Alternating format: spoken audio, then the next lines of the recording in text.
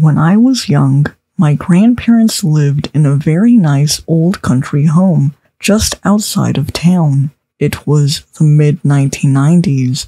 The property must only have been a few acres, but as a child, I imagined it to be much, much larger. My grandfather came from a long line of Swedish and Norwegian farmers.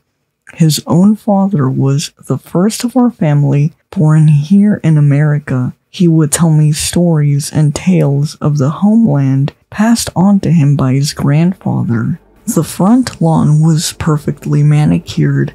The side yard that wrapped around the backyard was also very neatly kept. I rather enjoyed the appearance of their house. From the outside, it was very warm and inviting. The trimming was a soft brown that looked very comforting above the white sliding. The front entranceway was accompanied with a flower pot growing a sunflower that was as tall as me at the time, yellow as the sun. The front door was red and had an old horseshoe door knocker. Just inside was the front room, and it was very cozy. The stone fireplace warmed the wood-paneled walls. The carpet was plush and felt as if you were stepping on a cloud, soft on impact, but almost springy on takeoff. I couldn't speak much on the comfortability of the couches, as us kids were not allowed to sit on them. They were wrapped in clear plastic, but they looked beautiful with their vintage floral pattern and hand-carved wood frame. The kitchen was through some French doors in the next room. It was open and was shared with the dining room. They had a very lovely cabinet with very fancy plates and silverware. Past the kitchen was a small hallway that led to a mud room / laundry room at the back of the house. At the halfway point of hallway was a bathroom to the left, and to the right was a stairway leading down to the basement and guest room. They had some interesting old and very odd things down there. Lots of antiques, tables, chairs, dressers, paintings, wooden hand-carved sculptures. A large grandfather clock. It was a trove of mysterious belongings from unknown origins. The power of curiosity in a place like that is almost debilitating to a child. One day my brother found me playing with Lincoln logs in the front of the room on the floor, saying, "Hey," under his breath quietly, "I found something on the stairs. Come on, I want to show you." Like the Pied Piper and the spell that was cast on all the children in the town, I was compelled to follow. The air began to feel still as we crossed the threshold from the front room to the kitchen to the hallway and halfway down the stairs. It was so quiet. My brother pointed at a flag that was hung on the wall and a sign that hung above it that looked handmade and old. There were words chiseled into the face, but they didn't look like English.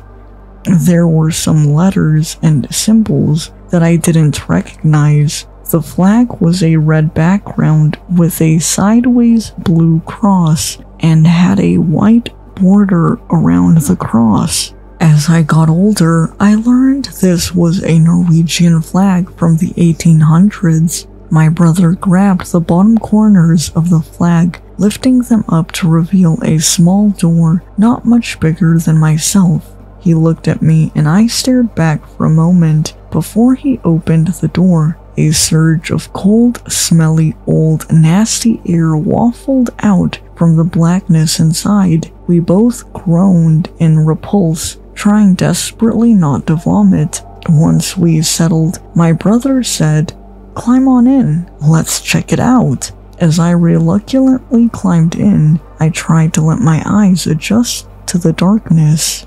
I scanned the crawl space of the house until I noticed something move out of the corner of my eye, and I refocused on an odd-looking figure in the dark. It lurched forward in my direction and growled at me just as the light behind me was snuffed out from the little door slammed shut. For the moment, I was paralyzed, completely strangled with fear. This thing made a few thumping noises and sounds, like something rustling around, getting closer.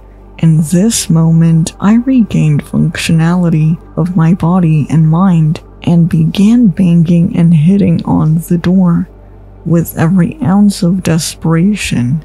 The only two thoughts that flooded my mind was one of certainty and one of uncertainty.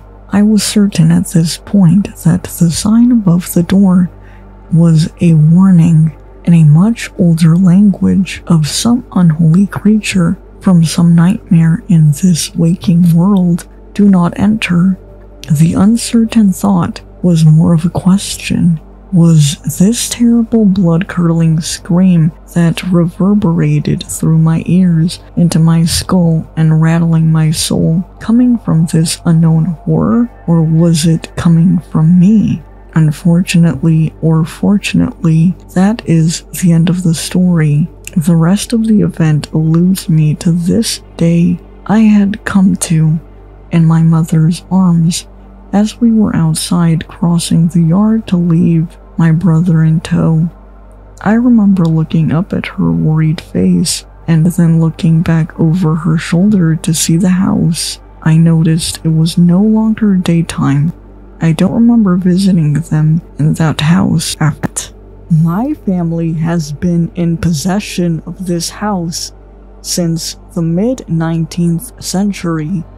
I didn't get the privilege of growing up in it, as my dad joined the military when I was little, and we were moved around all the time. Now that I'm almost in my 30s, though, and the shame of the idea of moving back in with my parents has worn down thanks to the state of the housing market I'll finally get to. It's such a beautiful house. All it was to me as a kid was my grandparents' place, where we usually went for Christmas, but it has a lot of details I never noticed or appreciated when I was little. The beautiful stained glass at the front of the house, the spiraling stairs that reach all the way up to the ceiling of the second floor, the ornately painted mural across the back wall. It's stunning, and when I arrived, I was so glad I'd finally get to be a part of the tradition. But in my first month living there, I started to hear the footsteps. I thought that they were just my parents the first few times. I brought it up and was shot down, though reminded of their early bedtimes versus the late hours I would hear it, so I looked for other signs. Doors open or closed when they shouldn't be, lights going on and off, objects moving, misplaced or taken away entirely, despite my parents' insistence that they don't touch my things. A smell. Sometimes the faint scent of tobacco could be written off as remnants from my grandfather's smoking days, but it seemed to swell up on occasion with no explanation.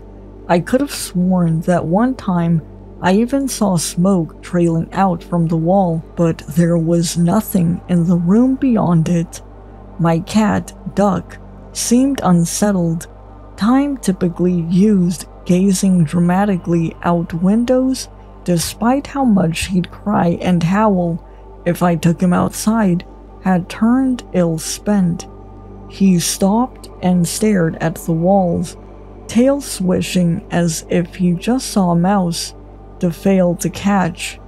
I often caught him looking up at the ceiling with wide eyes. Occasionally, he would jump and run away out of nowhere, something he never did in my old apartment. He started hiding under beds all the time, like there was company over he didn't know. But most out of anything, I could feel the eyes.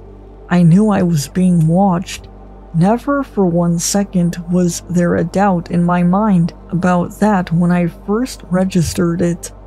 The footsteps became more frequent, and only late at night, I began getting out of bed and checking every inch of the house. But they would continue and I would still find nothing. I even went out and checked the roof. Nothing at all.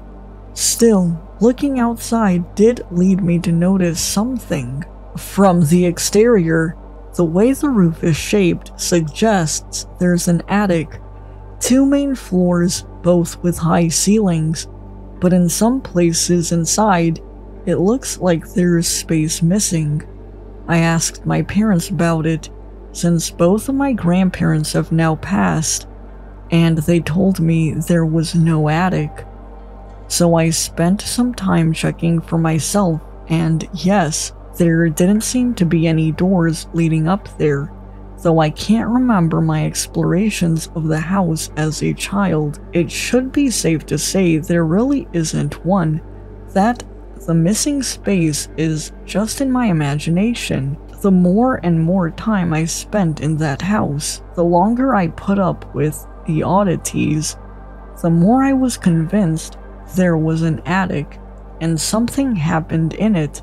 Why else would this house come out so utterly haunted? All of the place's history was family kept, told through word of mouth, so I couldn't say for sure how reliable it was. I never knew my great-grandparents after all. They did die pretty young. Maybe they were hiding something tucked away in that goddamn attic for all these years. Still, I waited for the right time. My parents weren't going to believe me. They were skeptics. So I didn't act until they went on vacation and left me all alone in the house for the week. I didn't waste a second of my chance. They left early in the morning, and when they were gone, I went straight up to scour the second floor for the 100th time. This was different, though. I had a hammer.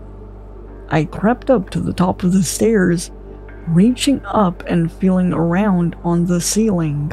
Nothing was loose, but I did manage to get my fingers into a slight gap between some of the boards. Drawing them back, I brandished the claw of the hammer, sticking it in and trying to pull it loose.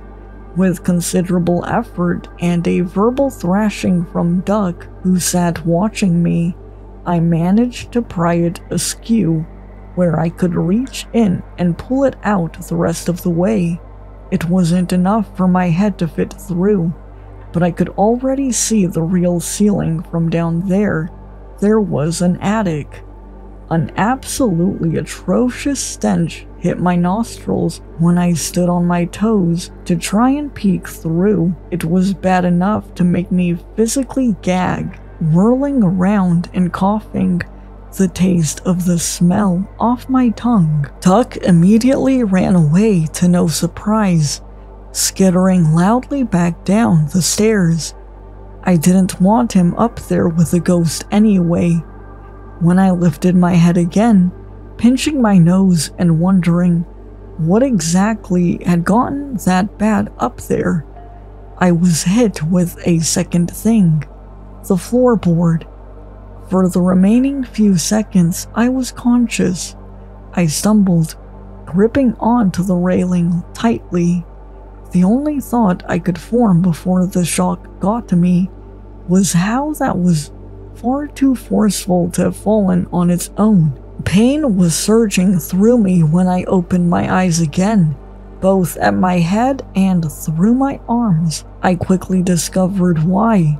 When I actually took in my surroundings, it was definitely the attic. That much I could tell for sure. The only light was a bulb dangling above, In the middle of the room, I was on a carpeted section, and looking over, I could see the misplaced board sitting across where I'd removed it, not yet fixed. That smell from before was unbearable as ever. The very air I sat in seeming to permeate with it like it was trying to infuse into my skin. It felt so stale, so cut off from the rest of the world. As for the pain, that could be answered by the tight knot of rope digging my wrists. In the corner opposite me was a pile of what looked like mostly trash, but I could see that some of it was new and strikingly familiar to some of the things I'd recently lost. I blinked down at it a few times, the questions starting to run up in my head, but all of them were easily answered with the fact that I must be a fucking moron. A door swung open, and I looked up as the idea so unbelievable it didn't even occur to me walked through it. An older man, all gray and balding, his skin hardly wrinkled, footsteps hauntingly familiar. He looked down at me, and his voice croaked horribly when he spoke. It was as if he hadn't used his vocal cords in years. "The last son." I stared at him. Disbelief and shock were the only things I could bring myself to feel, so there wasn't a modicum of fear in my voice when I responded, "Who are you?" He squinted, sunken-in eyes gazing straight through me. Then he just shakes his head, walking over to the knocked board and pushing it into place with his boot. My eyes glazed over him slowly, taking in the appearance of a man in horribly worn clothes. They didn't seem to fit him right, torn up with patterns and colors washed away by time. The smell grew worse again, so I looked away as he returned to me, squatting down right in my face and breathing warm, disgusting breath down my nose. "You're the last son. It all ends with you, doesn't it? There were never any other kids in this house." He spoke slowly, with a slight drawl to his pained voice. It's almost familiar, in such a way that I held my breath. Something about him was so sickeningly. "He didn't want a repeat of last time, did he?" His voice darkened for a moment, making me purse my lips. That fear was starting to kick in the longer I looked at him. The man backed up now, giving me space to breathe and remember how awful it smelled up here. "Your parents never noticed. I'll get them to before this body gives out on me, but you found your way up here, but it's fine." He stepped across the carpet, reaching over to a cabinet and rummaging around with one hand. "I'm not a picky man.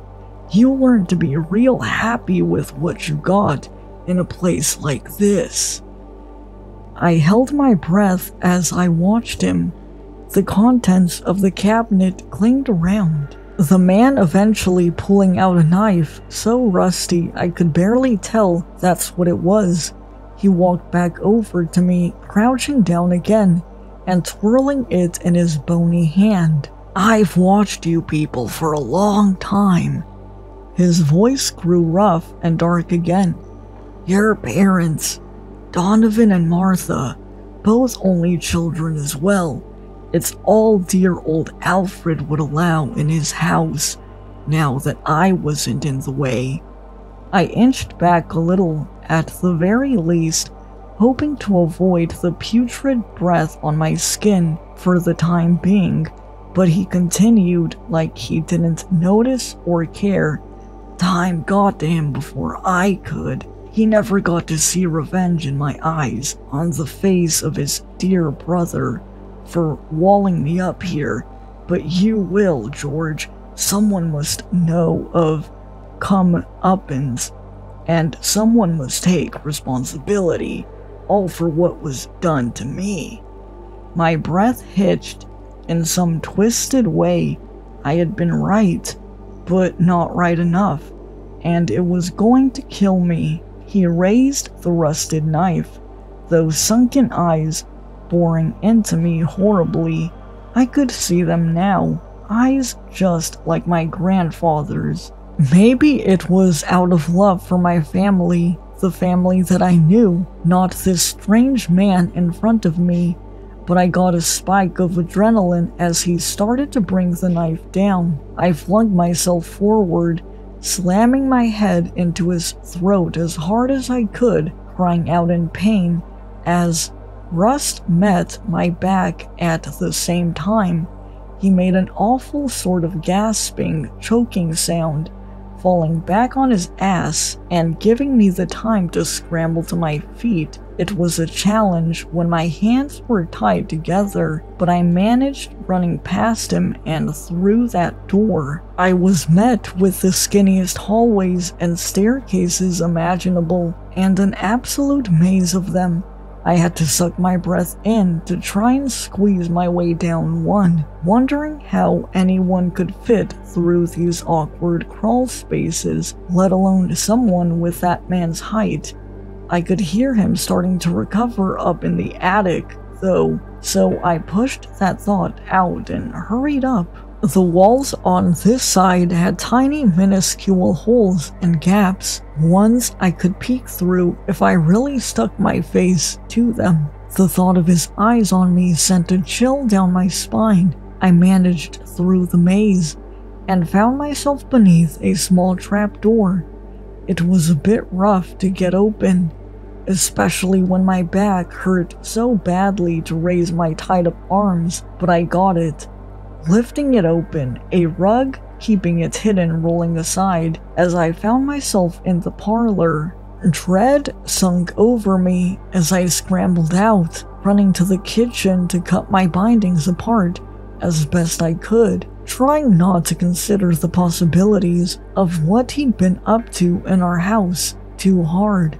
Once my hands were free, I found Duck and got the hell out of there.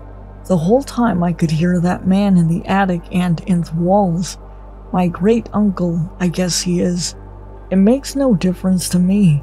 I just didn't want to be anywhere near him. I had to walk to the hospital, seeing as I was a lone man carrying a cat with a knife wound in his back. Now that I'm there though, and I've spoken to police and called my parents, it's all really sinking in. I'm a fucking idiot. That's the main realization. But moreover, I have zero idea what could have happened to trap him up there. A horribly cruel fate, and one he survived for the sole purpose of vengeance.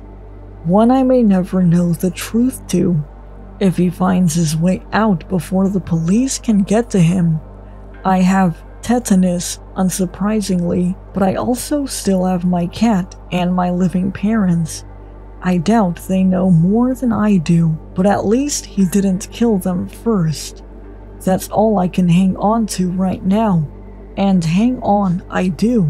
It's a lot better than remembering my forgotten family member was watching us through the walls of that home for decades, alone and abandoned. I think I'm glad to be an only child. I was always a rather curious person. Issues related to the occult and the paranormal attracted my attention a lot. So when a friend told me the story, I quickly felt the desire to verify if it was true or not. He explained the following to me. There is a website called www.icanseeyou.com, but it is not easy to find it. Certain requirements are needed for it. You must be completely alone, and you will only be able to access during Thursday night, starting at 10 o'clock. If you succeed, you will find something similar to a blog post detailing everything you are doing. as if you were being watched. The requirements were no problem. I fulfilled them all. I had been living alone for several years, and nightfall was inevitable, so I just waited.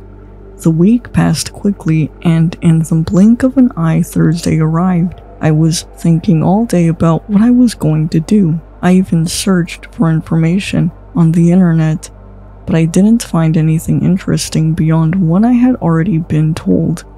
I made some time until the evening, and at about 10:30, I went to my room and got ready.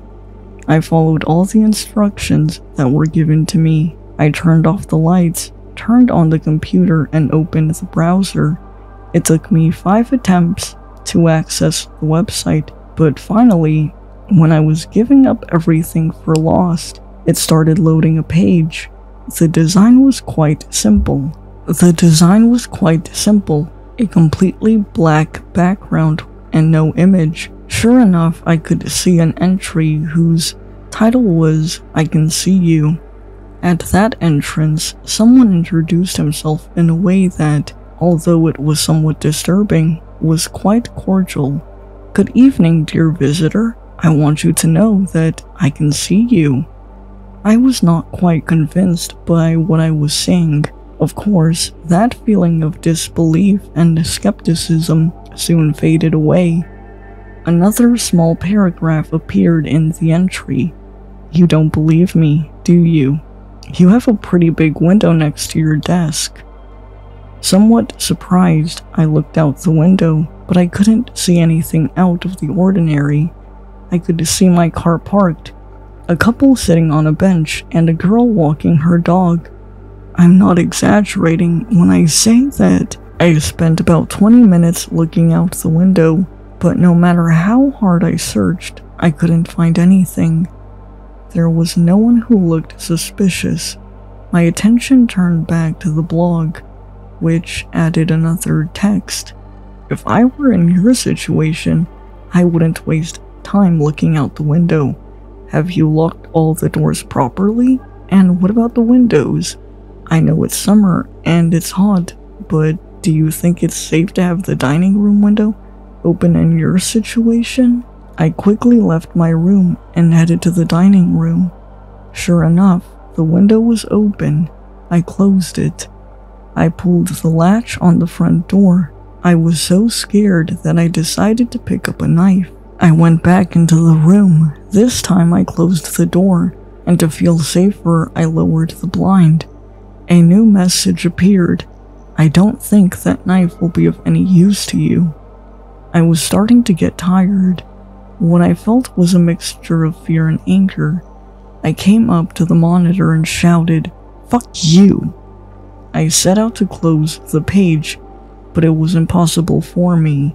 No matter how hard I pressed the button, it didn't react.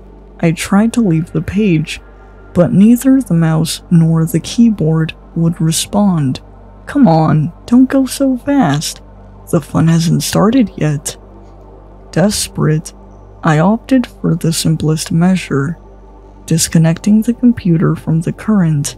At that moment, the little skepticism that was left in me completely disappeared. The computer was still on. The last message that I could receive that night appeared on the screen. That last one really upset me. I had planned to end this by the good way, but I see that it will not be possible. I have told you before that the best option was to close doors and windows, but I must confess something. The danger is not outside this house, but inside. My heart was racing 1,000 times an hour, and I almost had a heart attack when I heard the closet door, located right behind me, slam open. I didn't want to turn around. I didn't want to look at what was hidden there. Curiosity played a trick on me. Through the corner of my eye, I saw how a contorted body fell from inside the closet. Gradually, it began to incorporate. I looked away quickly. I didn't want to see his face. I didn't hear it move towards me. For some reason, it stayed still. I couldn't stop crying. The door was close to the closet.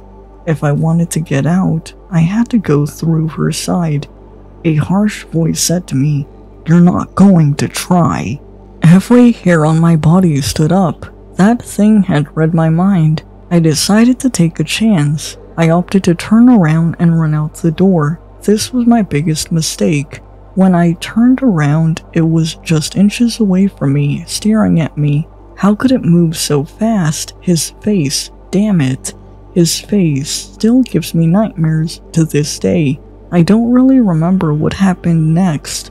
I just woke up in this strange place. I think I've been here for several months, maybe a year. I'm not sure, it's always dark. There's no door.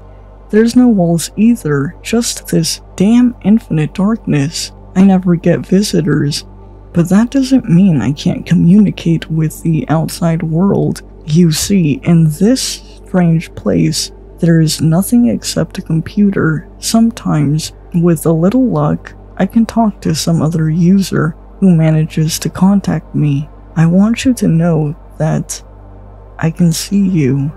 For as long as I can remember, I've had trouble sleeping, not just the usual tossing and turning. I'm talking about full-blown insomnia, night after night, until I was too exhausted to function. I always chalked it up to stress or a restless mind, but lately, it's been different. It started a few months ago, not long after I moved into my new apartment. The place is small, a one-bedroom unit in an old building with creaky floors and drafty windows. It's nothing special, but it's home for now. At first, I thought it was the usual noises of an old building settling that kept me awake. But soon enough, I realized it was something else. It began with whispers. At first, I could barely hear them, just faint murmurs that could easily be mistaken for the wind or distant traffic. But as the nights wore on, they became more distinct, more insistent. They were coming from the closet. I know how this sounds, but bear with me.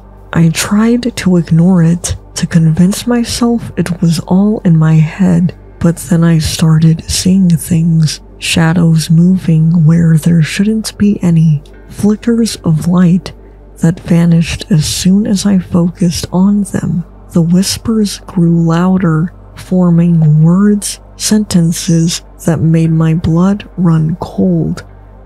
Compilation.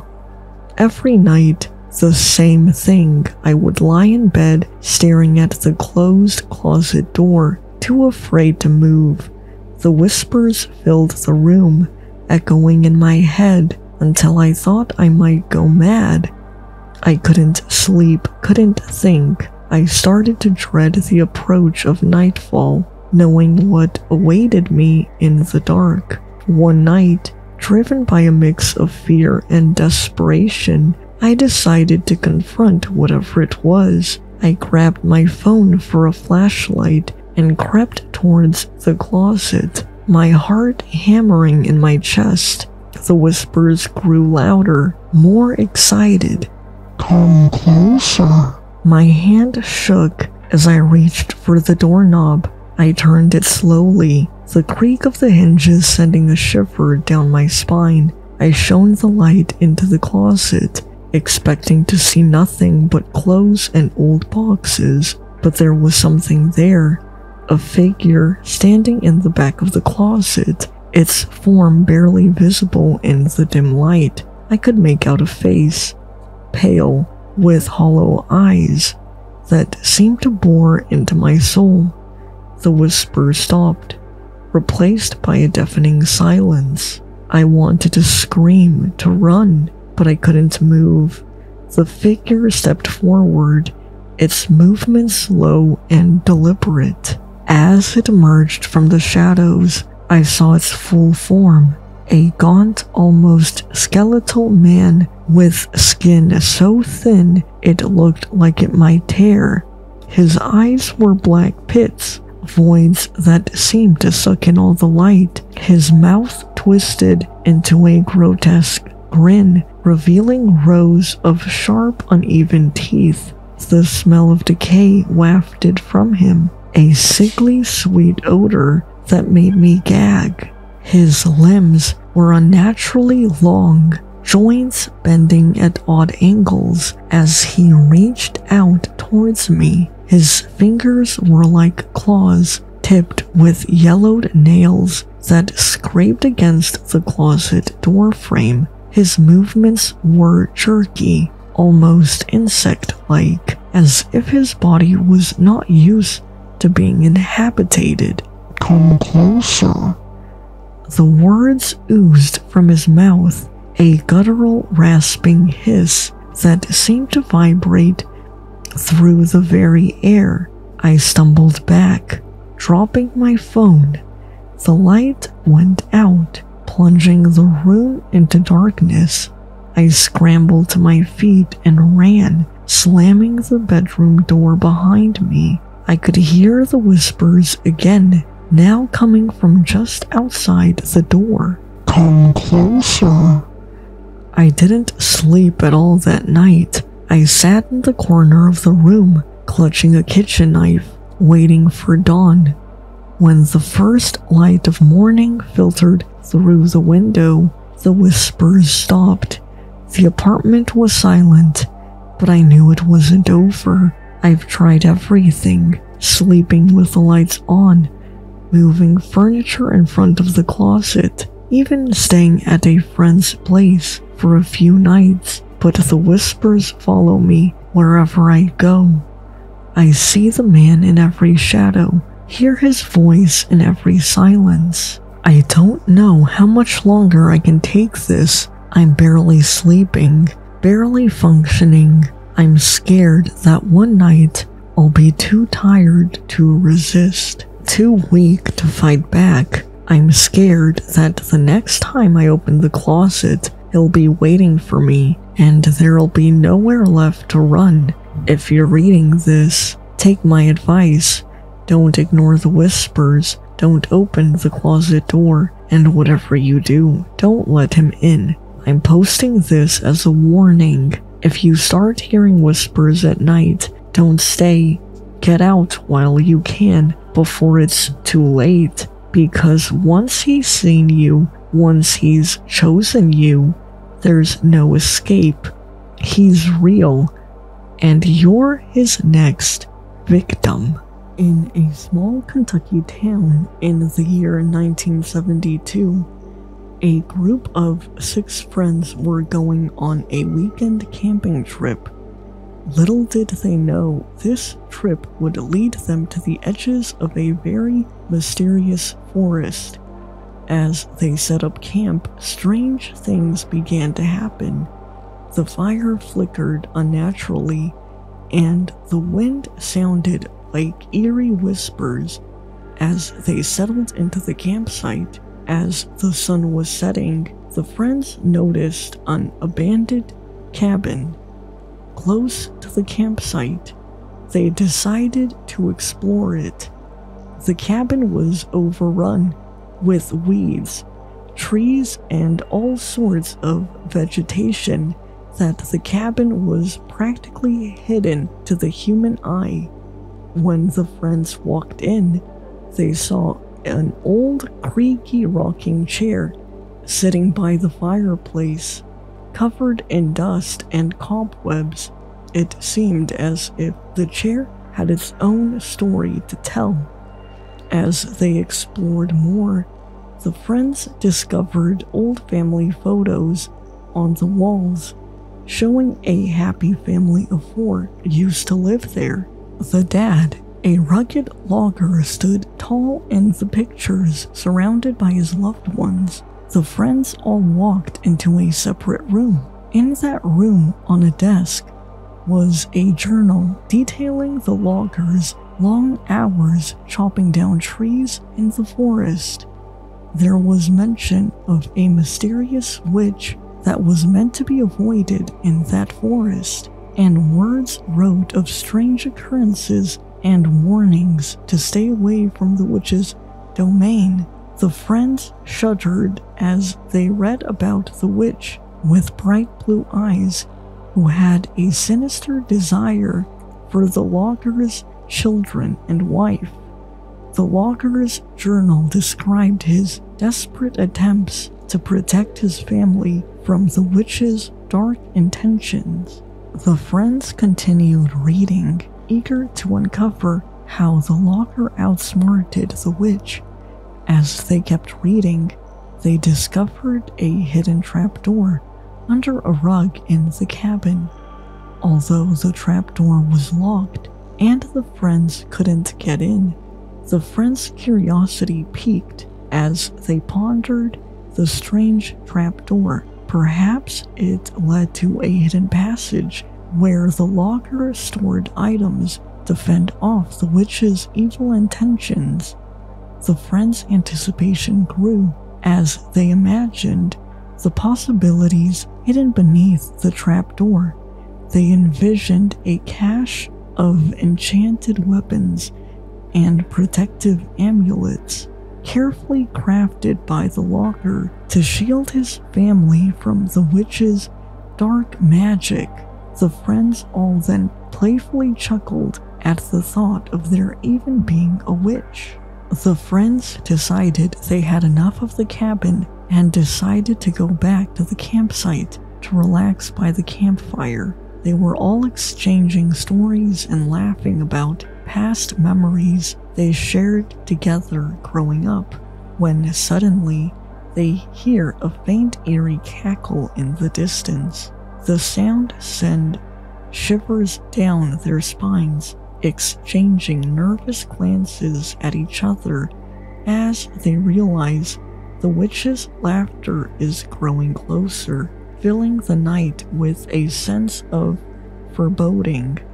The friends now all huddling together, their hearts pounding as they strained to hear the witch's evil laughter growing louder. In the distance, the friends began to embrace themselves for the impending encounter with the witch, ready to face whatever challenges come the friends' way. The friends all slowly rise from their seats, their eyes scanning the dark forest as witch's laughter echoes through the night. The tension was thick enough to cut with a knife, making every rustle of leaves or snap of a twig feel like a potential threat. The friends, their faces lit by the dancing flames of the campfire, can feel their hearts racing as they prepare to confront the witch lurking in the shadows of the forest. The friends decided to venture into the forest with their heads held high. As they ventured further, the sound of rustling leaves and distant whispers send shivers down their spines. The path ahead is cloaked in mystery, and with each step, the air grows colder, hinting at the presence of the witch's magic weaving through the trees. With the friends' hearts pounding and the forest whispering its secrets, the friends pressed on, their eyes scanning the darkness for any sign of the witch's presence. Suddenly, a faint glow appeared in the distance, drawing them closer like moths to a flame. As they approached, an old gnarled tree stood before them.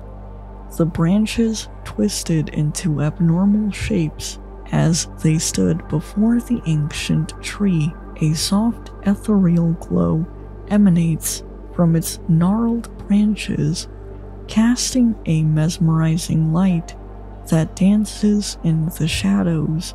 Whispers of enchantment fill the air, hinting at the presence of something mystical and otherworldly. A faint shimmering script materializes on the bark, revealing the intricate incantation of a long-lost spell. The words pulsed with magical energy. A hushed whisper carried on the wind, beckoning them to follow its melody. Shadows danced round the friends, weaving a tapestry of suspense and intrigue. Suddenly, a figure cloaked in darkness emerged from the mist. It was the witch of the forest, her bright blue eyes gleaming with ancient knowledge. With a cryptic smile, she extended a gnarled hand and spoke words that sent butterflies in their stomachs, the witch's cryptic words lingering like a ghost in the air. As the moon cast a glow upon the twisted branches, a sense of foreboding hit the friends' hearts. Rustling in the undergrowth made them freeze their tracks as the branches creaked menacingly overhead. A sense of urgency gripped the friends. With hearts pounding, they exchanged knowing glances, silently agreeing to retreat back to safety of the campsite and old cabin. Racing through the moonlit forest, their steps quickened, the witch's haunting presence lingering in their minds. As the friends dashed through the thick forest, the witch's shadow seemed to stretch and reach out, a reminder of the encounter they had with the witch. Heartbeats thundered in their ears as they pushed forward, that cabin beckoning like a beacon of safety in the darkness. With a final burst of speed, they stumbled into the clearing, panting but unharmed. The witch's presence may linger, but for now they were safe within the shelter of the cabin walls. With the witch's shadow still haunting their thoughts, they lay down next to each other in the safety of the cabin, their breaths coming in ragged gasps. The crackling campfire outside provided a flickering light against the encroaching darkness outside, casting shadows on the cabin walls. As they exchanged nervous glances, the forest seemed to hold its breath. The friends, extremely tired, all passed out from the fear they had just experienced. With the first light of dawn filtering through the cabin's windows, a sense of unease settled upon the friends. As they roused from the restless slumber, their eyes widened in alarm to find two of their companions missing. Panic gripped their chests as they searched the cabin and its surroundings frantically, but there was no sign of the friends. With a sense of urgency, the four remaining friends swiftly packed their bags, determination etched on their faces as they embarked on the hike to the nearest ranger station, each step through the forest heavier, the weight of uncertainty pressing down upon them. As they reached the station, their voices trembled as they recounted the harrowing events of the night and the mysterious disappearance of their friends. The rangers listened intently, their expressions grave, as they pledged to aid in the search of the missing companions.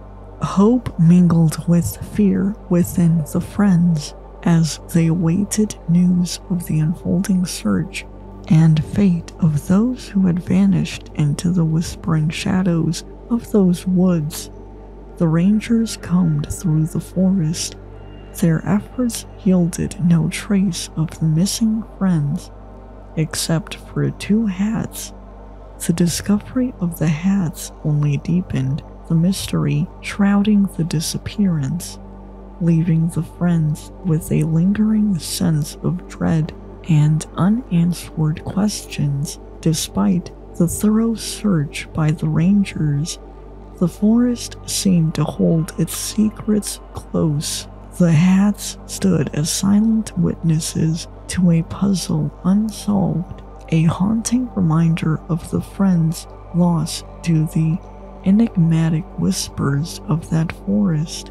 The friends gathered around once more, their hearts heavy with the weight of loss and uncertainty, they sat in silence.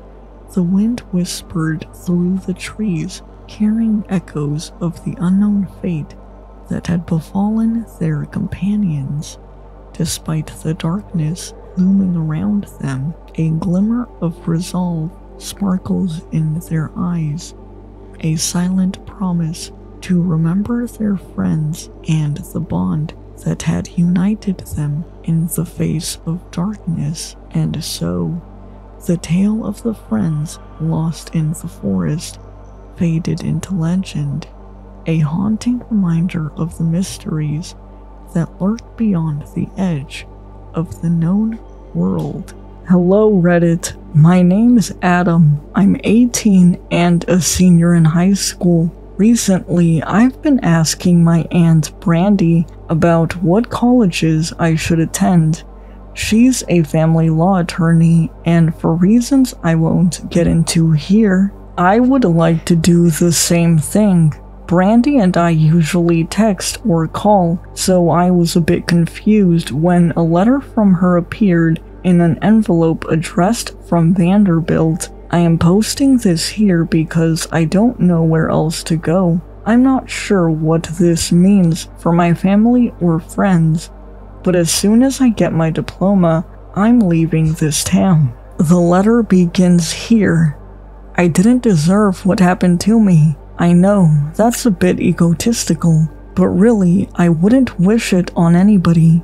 Aside from the injury, I was seeing things. For weeks, I felt reality escape my mind's desperate grasp. The lines between what was real and what was an image conjured by my false perception of reality have blurred over the years. You know that I could hardly wait to get out of this small town. Don't get me wrong.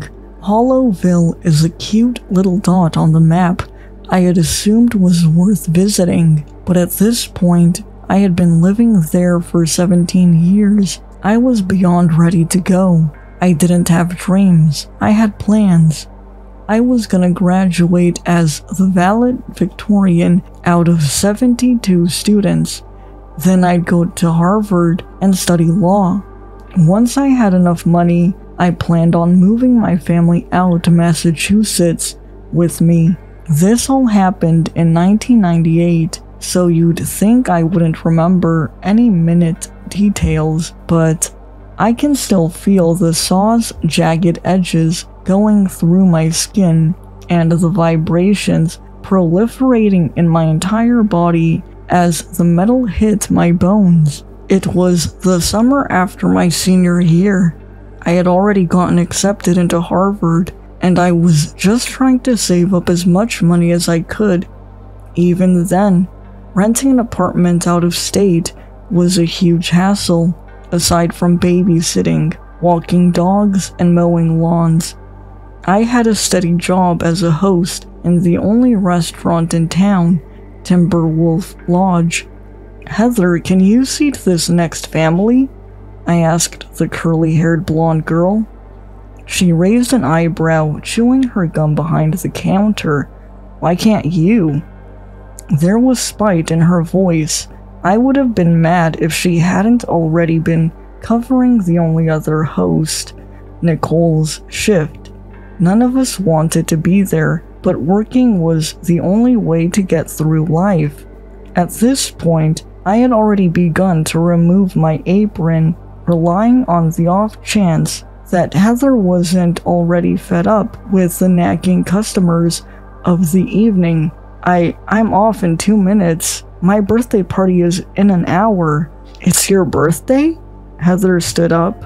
"Brandy, why are you working?" "Nicole's sick, and I didn't want you working the rush alone," I told her. Heather let out a scoff. "At an Olive Garden? Maybe, but we get like 5 families during our rush." I grabbed the notepad and marked the time. "Thank you so much, Heather. I owe you." "I know. Happy birthday." Heather waved me out. As I left the building, cold raindrops fell upon my skin. A chill ran down my spine, but I smiled regardless. Besides, the fact that it was my birthday Gloomy weather was my favorite. Living in Central Texas, I was no stranger to humidity, but this storm was fresh, crisp. There was no heat lingering in the air, as though Mother Nature herself played a part in planning my birthday party. In the parking lot, I spotted a brand new black Dodge Viper. With a smile, I strolled over and spotted a young man sleeping, his messy black hair pressed against the window. I brought up my fist and knocked on the glass. "Are you loitering, sir?" The man stirred awake, his eyes meeting mine. He rolled down the window, a relieved smile on his lips. "There she is!" I heard the melodic sound of love ring in my ears. "My gorgeous birthday girl!" I leaned in through the driver's side window, stealing a quick kiss from my boyfriend of nearly 2 years. "What time did you get here?" He shrugged as I made my way around to the passenger seat. "Like an hour ago?" I buckled myself in, letting out a breath I didn't know I was holding. "We should be home with enough time to get dressed and set the table if Angie hasn't yet. Is the ice in the trunk, or did you drop it off at my house?" Maddie spared me a sheepish smile. "I may or may not have forgotten." "Maddie!" I scolded, looking over my shoulder to check if he was joking or not. "You had an hour of nap time to get it." "I'm sorry, I had to pick something up and it slipped my mind." He put his hand on mine. "Really, I'm sorry, Brandy." It's okay, really." I let out a sigh, taking out my pager. "I'll let my sister know." "I already paged her." He shook his head. "We knew you'd need a couple hours of leeway, so we pushed the party back." I felt a mix of relief and frustration wash over me. "Why didn't you tell me earlier?" Maddie smiled, shrugging. "You'll find out in a couple minutes." I furrowed my eyebrows. Could he be any more ominous? I stayed quiet, both nervous and excited for what he had planned. Maddie had never been the most adventurous kind, but perhaps it was because his mind was constantly off in other worlds. Maddie was an aspiring author, and he too would be going to New York for school. Granted, we would be a few hours away from each other, but it was better than being halfway across the country. My eyes fixed on a small, still figure in the distance. I squinted, noticing a familiar car on the side of the road, its hazard lights periodically illuminating the rain. Is that Mr. Renifer? Indeed, on the side of 77, a 70-something-year-old man stepped out of his 1956 Ford F-100. Mr. Renifer was a tall, lanky man with wire-framed square glasses that sat on the tip of his nose. He wore a pale blue glare through them to indicate how superior he thought he was. He had a large slouch from grading papers at his old age, displaying his complete disregard for his appearance. His gray-white hair was naturally slicked back, resembling a 1950s greaser. "I could never be a teacher," Maddie said, his eyes following Renifer as we drew closer. "Poor guy doesn't get paid enough to afford a new tire." "Should we help him?" I asked. Sure, there was a creepy aspect about his demeanor, but he was a nice guy nonetheless. I pushed down my inherent fear of older men whenever we faced each other. I could never bring myself to let my eyes meet him, and when they did, I felt my heart drop and stomach curl.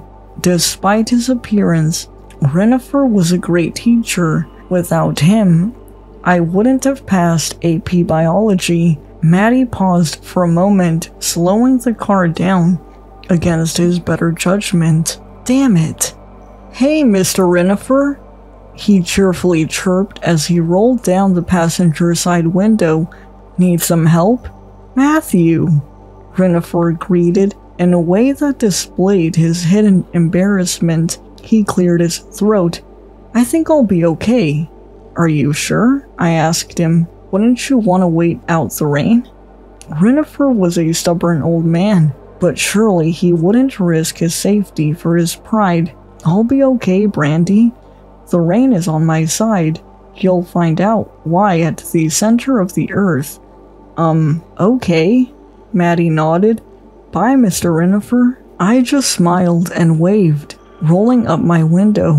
I furrowed my eyebrows and looked at Maddie. Do all old people talk in riddles? Maddie shrugged. The man's ancient. He probably invented riddles. I shifted back in my seat, looking out the hand mirror. Mr. Renifer was resting against his car, his face tilted up towards the clouds. Freak. You're the one who wanted to stop, Maddie reminded. I pursed my lips as the old teacher disappeared from view. I hope he'll be okay. I wish we knew someone to call for him. He made it first. I'm sure he'll be fine. Now close your eyes, he told me, slowing down. I didn't bother objecting, my trust completely laid in his hands. I laid out a breath as I heard Maddie's panicked rustling beside me. You okay? This isn't how it was supposed to go. He groaned. I couldn't help but open my eyes. I looked out the windshield through the rain. There was a red and white checkered blanket held down by 4 stones on each corner, pillows and blankets and roses, now all drenched in rain. I smiled and turned to Maddie. It's a sweet sentiment. I put a canopy, I swear. He took my hand. I guess I underestimated the storm. Hey, we can have a picnic in here. I kissed his cheek with a wide grin. When I sat back down, I noticed Maddie shake his leg, his hands in his lap. Something was bothering him. What's wrong? His eyes flickered from me to the window. I drank a lot of Mountain Dew when I was waiting for you. I let out a snort, covering my mouth. Sorry, just go and be careful. Maddie nodded, grabbing a small bottle of hand sanitizer as he traveled into the woods. I hadn't noticed that the rain was even worse here than on the road. I hoped Maddie would stay safe and be quick. I bounced my knee as I waited for the boy to return. How romantic. I looked out into the unfamiliar woods. I knew many kids had gone to this clearing before, our very own Lover's Lane. Even then, it was a cheesy cliche. I was sure that some movie buff saw it in theaters and chose to replicate it. After some time, I averted my gaze into the direction Maddie had gone. I looked at my watch. It had been nearly 10 minutes since he had left. Scenarios played out in my head. I was unable to see the tree that Maddie disappeared behind. I rolled down the window, squinting my eyes to make out silhouettes in the rain. I thought I saw a figure who looked about Maddie's size. Maddie? I called out to no response. I let out a breath and opened the car door. The wind whirled around me, whipping heavy rain into my face. With a groan, I continued into the woods. Looking back to the sanctuary of the car behind me, a part of me was rationalizing why Maddie was taking so long, but my anxiety got the better of me. My steps were heavy, mud already forming on the earth's surface beneath me. I walked deeper into the woods and found something odd. At first, I thought it was a cabin, but upon close inspection, it appeared to be a tight-knit ring of trees acting as a barrier. I circled around the trees, looking for some sort of entrance. I found a thick set of vines that, though heavy, could be pushed back to walk through. I stepped through the vine, the atmosphere instantly shifting. Though the rain was dense and the wind was coarse, It seemed as if this ring of trees was in an entirely different space altogether. I could still see the dark clouds above, but the leaves were so tightly packed together that rain only trickled in certain spots. I furrowed my eyebrows, unable to fully comprehend the setting laid before me. A well, a wishing well with a square stone base. The top of the roof was at least 6 feet high, and when I got closer, I realized why it was so big. A metal trapdoor was open, revealing steps leading downward into a dark abyss. I focused my eyes. The faint glow of flickering candlelight at the bottom. I felt my heart drop at the eerie sight. "Maddie?" I called down. The wind and rain stilled. A sinister silence plagued the clearing. I'm not sure if I was tuning out everything else or if every creature on Earth decided to quit, but I didn't hear a single whisper. It was as though nature itself paused. "Brandy?" The word sent a chill down my spine. Something about that voice was desperate, but as I recalled it in my mind, I couldn't discern its source. The voice had to be Maddie's, but it felt angry, injured. "Maddie, are you okay?" I called down. He didn't respond. I took a breath, looking down the stairs. The stairway itself was dim, but there was a light at the bottom. "Maddie?" My voice was small, pleading. I was waiting for him to run up the stairs, laughing at his sick and twisted attempt at comedy, but he never did. I heard a loud, ear-splitting screech. I let out a groan and ran back to the car, grabbing a flashlight. As I shut the door, a wave of regret washed over me. I had left the keys in the car. I reached my hand through the roll-down window, opening it up from the inside. The alarm suddenly blared in my ears, the hazard lights flashing momentarily, illuminating the heavy drops of the downpour. I frantically pushed the unlock button, but the alarm would not stop. With a noise full of frustration and anxiety, I ran back to the ring of trees. I pushed past the vine, sharp leaves, leaving paper-like cuts on my arms as I shielded my face. I swallowed and turned the flashlight as I approached the well. I looked down, illuminating the steps below me.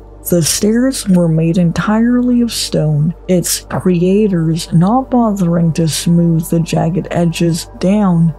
I carefully stepped down, my steps echoing through the hollow tunnels. As I neared the bottom, I realized the flickering I saw was from the many scones lining the stone walls. I looked around, pointing my flashlight through the dimly lit hallway. I noticed a nearby archway leading to a room lit by a white light. As I approached the room, the scent of bleach and other chemicals burnt my nose. I brought my hand to cover my nose as I entered. It was another tunnel. This one was wider and lined with metal doors on either side. I brought my flashlight up, trying to see the end of the tunnel. Before I could spot the end, I felt a pair of hands wrap around me. I struggled in the sudden grip, every defense mechanism kicking in. A cloth was brought to my mouth, and I tried my best to hold my breath, but my body acted against my wishes. I took in a deep, deprived breath, the ancient stone around me disappearing completely. When I woke up, I couldn't move. There were no restraints, but some invisible force was locking me down onto the icy steel table beneath me. There was an immense pressure plaguing my entire body, particularly my chest. I could barely breathe because of a burning sensation in my throat. Steps echoed in the empty halls. My head reeled as I tried to turn my head to see where the noise was coming from. The air became thicker as my breath became rapid. I was stuck in a body with total loss of control. The steps became louder, and I heard it again. The screeching. It wasn't until then did I realize that it was the thick metal door. I tried to scream, but felt the burn in my throat worsen. Hot tears trickled down either side of my face like melting candle wax. I felt like I was breathing through a piece of cloth. No amount of desperate deep breaths could calm me down. I knew I should have steadied my breath, but there was no point. I was going to die on that rusty operating table. The footsteps came to a stop right beside me, just out of my peripheral vision. The sound of a drill drowned out my thoughts as the figure dressed in white walked down to my hips. He looked me in the eyes, and though his mouth was covered with a surgical mask, the manic crinkle in his eyes gave away his true level of lunacy. When the saw first touched my skin, I thought that maybe he was just bluffing, a sadistic sort of playdate, but when he broke skin within the very first slice, I knew this was no joke. People say that your adrenaline spikes when in danger so that you cannot feel pain as intensely, but I felt it. I felt every single movement in that jagged, rusty saw. I wanted so desperately to scream, to cry, to plead, to anything, but the possibility simply wasn't there. The fire in my throat roaring over any attempt at noise. I settled for muffled groans as the saw went deeper and deeper into my thigh. My breathing didn't even hitch. I couldn't control it. The pain was gut-wrenching, and I could do nothing to stop it. I couldn't stop it. As the saw touched my bone, I saw stars. I felt my body twitch, and I passed out once again. When I woke up, my entire left leg was gone. The room was still, the air thick with the scent of metal and bleach. I was gaining consciousness faster this time, the aching pain from my leg shooting up my entire body. I reached out towards the scalpel on the table, the smallest sense of safety and hope rushing over me, but the cart rolled away, and the body of the doctor came into view. He was carrying my leg. I saw it sit stiffly in his arms, a stolen trophy. He set it down on a metal table, grabbing a nearby rusty wheelchair. He turned back to face me, the manic glint in his eyes ever present. My hands fell to my side once more, and I lay still on the table, a corpse ready for examination. As the doctor came close to my right side, he clicked the wheelchair in place. Where was he planning to take me? He pushed a piece of my hair away from my face. His cruel, ungloved hands were rough and calloused. He leaned down and brought his masked face near my neck. His body hovered over me. The doctor sniffled in a breath, an animalistic noise filling my ears. My hand shot up, digging the car keys into his neck. The doctor let out a pathetic cry as blood sprayed onto my face. I closed my mouth and yanked the keys out, stabbing him once again. His body slowly fell onto mine as I continued to stab his neck over and over again, only stopping when his body slipped to the floor. I looked down at his limp body. The image hasn't left my mind since. I sat up, my head pounding. I pushed the wheelchair forward, squeaky wheels echoing throughout the narrow stone halls. I hit the base of the stairs, projecting onto the steps in front of me. I felt my arms scrape against the unchiseled rock, pushing the pain out from my mind. I was this close to freedom. I couldn't let a little blood stop me. I crawled up the stairs at an agonizingly slow pace. I kept thinking I heard footsteps behind me, but if I did, no one would take me. I fell out of the well, rolling on the ground. I still didn't feel safe. I dug my nails into the earth below me, my mind and body for the release of both my physical and mental anguish. I was close, so close to the vines. I saw red and blue flashing lights. My salvation was mere yards away. I reached my hand through the vine, the leaves denying my exit. I clawed at the hanging plants once more, but my shaking hand could not penetrate the barrier. Then the hand of death reached out for me, pale, bony, and welcoming. I accepted, my fingers grasping his. Both hands wrapped around my wrist and pulled me out. The rain had stopped, but the grass was still damp. I rolled onto my back, taking heavy breaths of relief. I did it. I made it out. I looked up at my savior, my eyes meeting his pale blue gaze. "Mr. Renifer!" I cheered, though it probably came out as a rasp. My throat was still burning. I reached my hand up, realizing there was a large gash through it. Thankfully, the cut was shallow, but it was deep enough to temporarily damage my voice box. Mr. Renifer sat beside me on the ground as the police officers spoke to me, the EMTs readying the gurney. I couldn't speak, only communicating through nods and head shakes. When we got to the hospital, I was given a pad of paper to finally give my full story.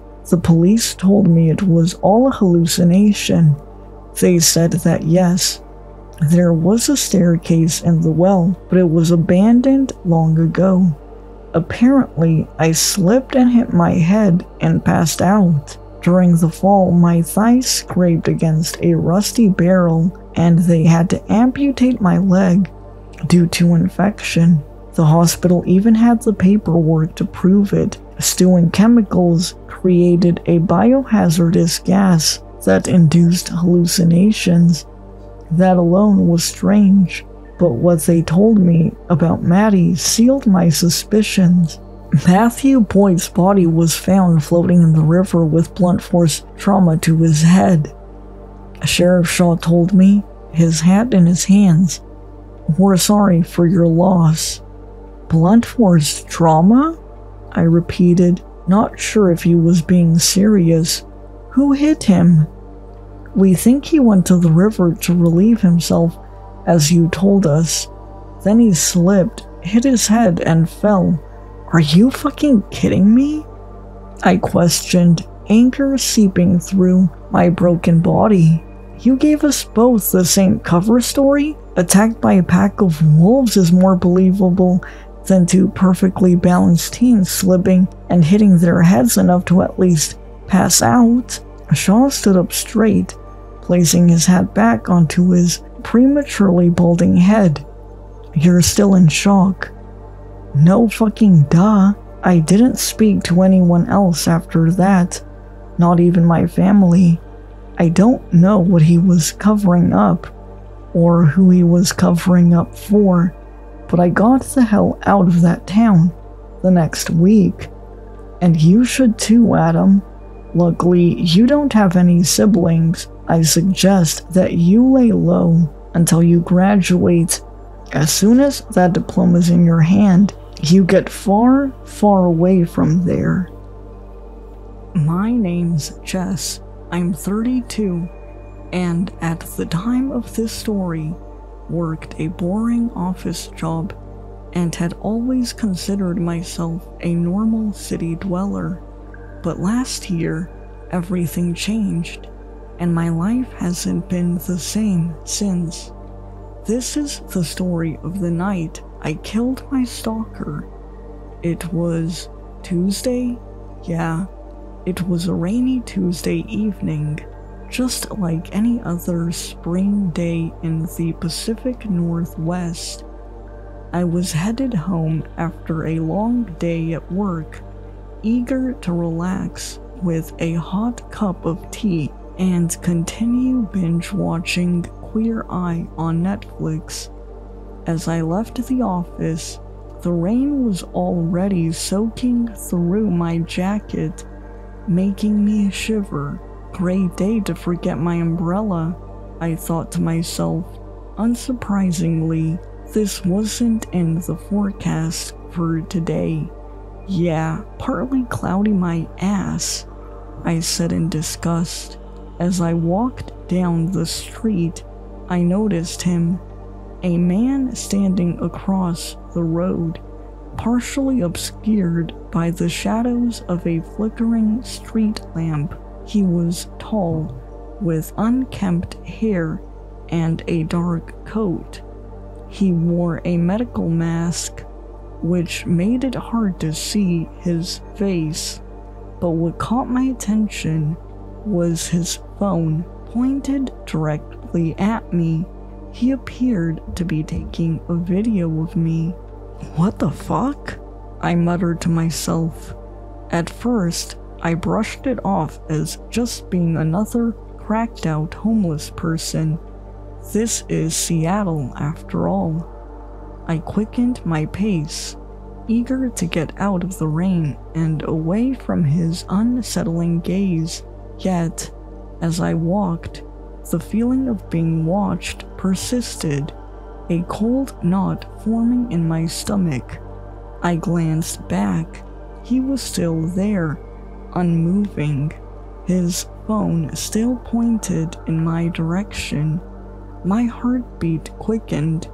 I told myself I was being paranoid, that it was just a coincidence. Obviously, he's just a freak, I muttered as I opened my car door. I slid into my seat, slammed the door shut, and took a deep breath. When I looked back, he was still there, standing motionless in the rain, staring.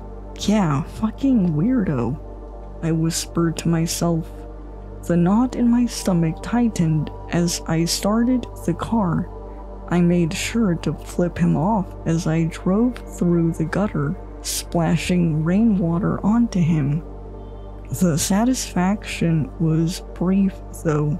His unflinching stare lingered in my mind, making my skin crawl. After merging onto the I-5, I let out a sigh of relief, shaking off the strange encounter. Maybe I'd been reading too much or NoSleep. Yeah, that had to be it. The sooner I got home, the sooner I could forget about this and lose myself in Queer Eye. The next day, I found a note on my car. It was a simple piece of paper, but the message sent chills down my spine. You were really mean to me yesterday. I looked around the parking lot, but there was no sign of the man from the previous night. At work, my phone buzzed with a text from an unknown number. I saw you leave for work today. Should have layered up, though. I hear it's supposed to be another rainy day. I threw my phone down on my desk in disgust. I felt exposed, vulnerable. Was this guy from last night? How the fuck did he know where I lived? I showed the messages to my colleague, Linda, who insisted I call the police. You need to report this, Linda said, her voice firm. I don't know, Linda, I replied, glancing at the message again. What if it's just a prank? Better safe than sorry, she insisted. At least, if something else happens, you'll have already made a report on him. Stephanie scoffed as she heard us talking about what to do. Jess, I watched you splash that poor homeless guy with your car. You deserve whatever is coming to you. I always hated Stephanie. She's the boss's daughter and always found ways to subtly remind you of that. On my lunch break, I called non-emergency. Dispatch told me a police officer would contact me to gather further information. The officer called me an hour or so later and took my statement, but didn't seem overly concerned. He advised me to be cautious and keep an eye out for anything suspicious, but noted that this is Seattle after all. He just sounds like another lost cause. I nodded, but his lack of urgency only heightened my anxiety. Wednesday morning, I was extra careful as I left my apartment. I scanned the area, looking for any sign of the stalker, but saw nothing.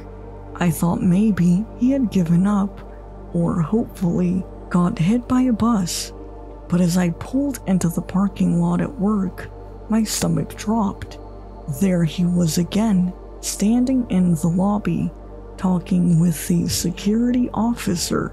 "Your employee splashed me with her car. If you don't do anything about this, then I will," he shouted, his voice rising in anger. I hurried into the elevator, my heart pounding.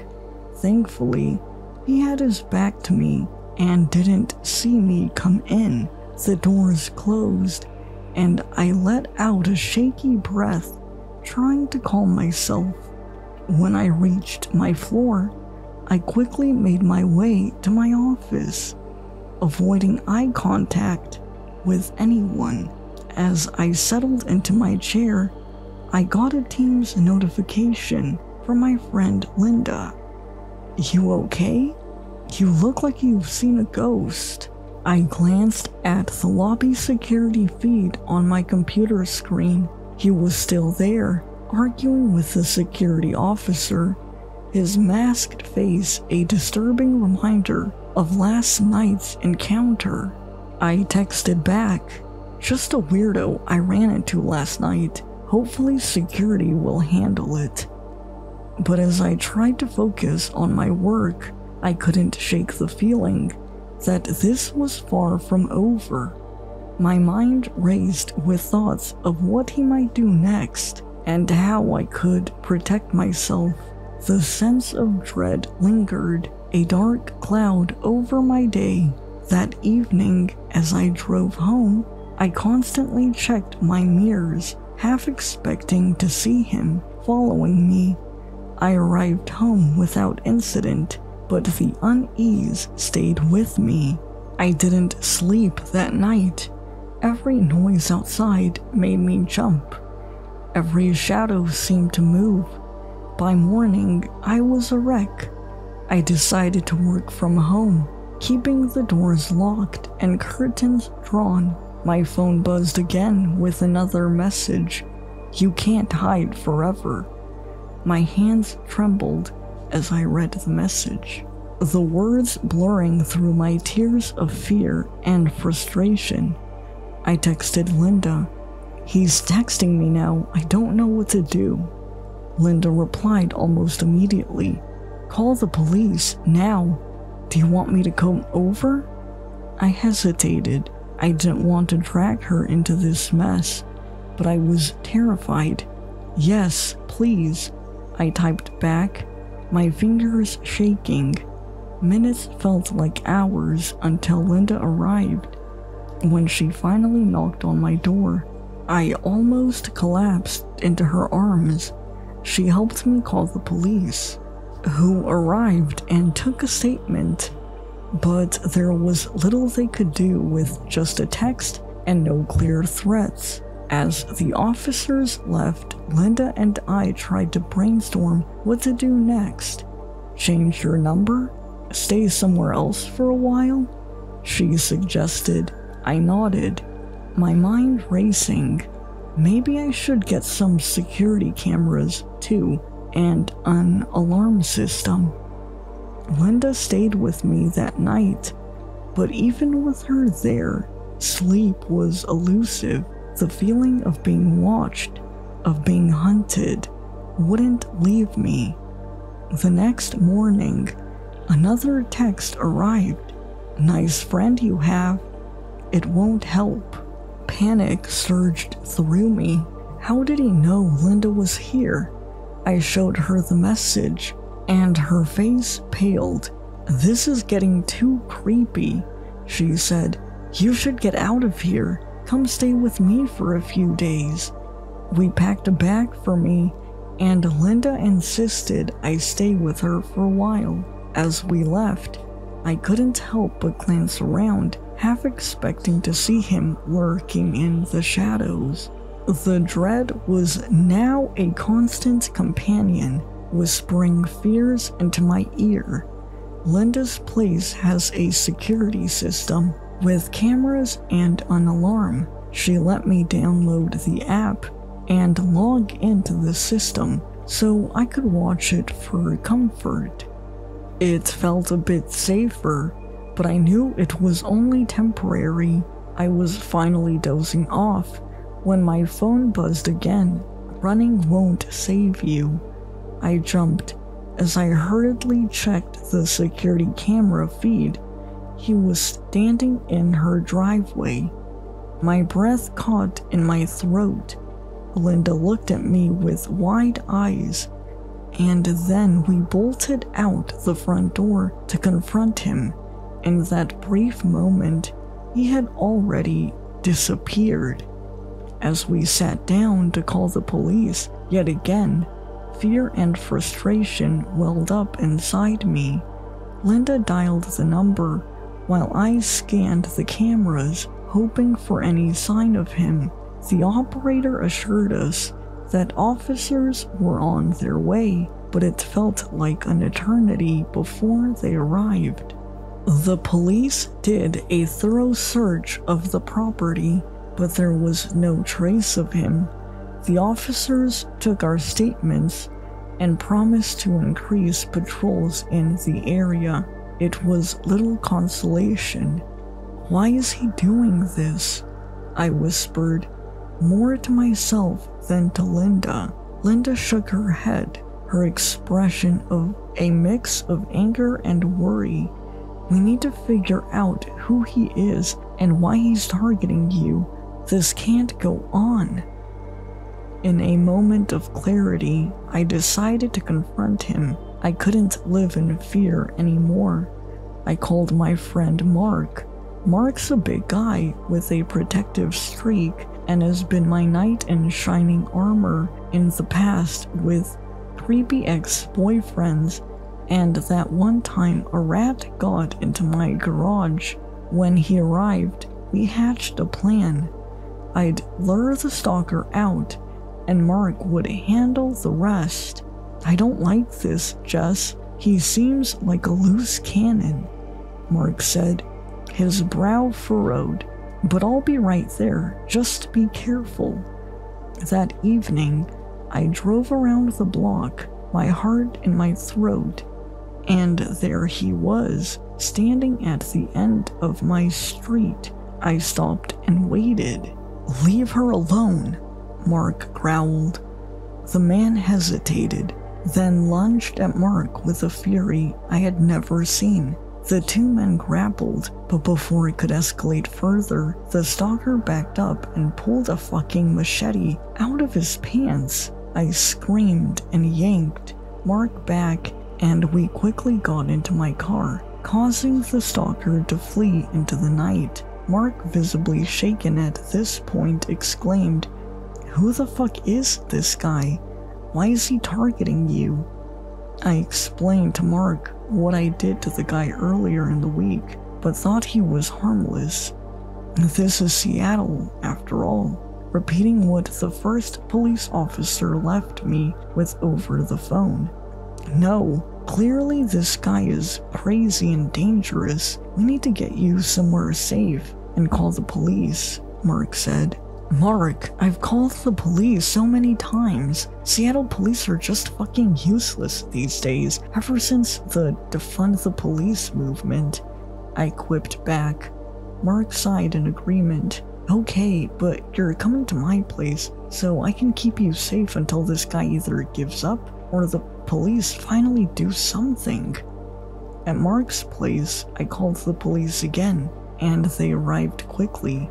The officers took my statement more seriously this time, promising to make finding this guy a priority. The sergeant gave me his business card and said, "If he comes back, I want you to call me, and I'll personally respond.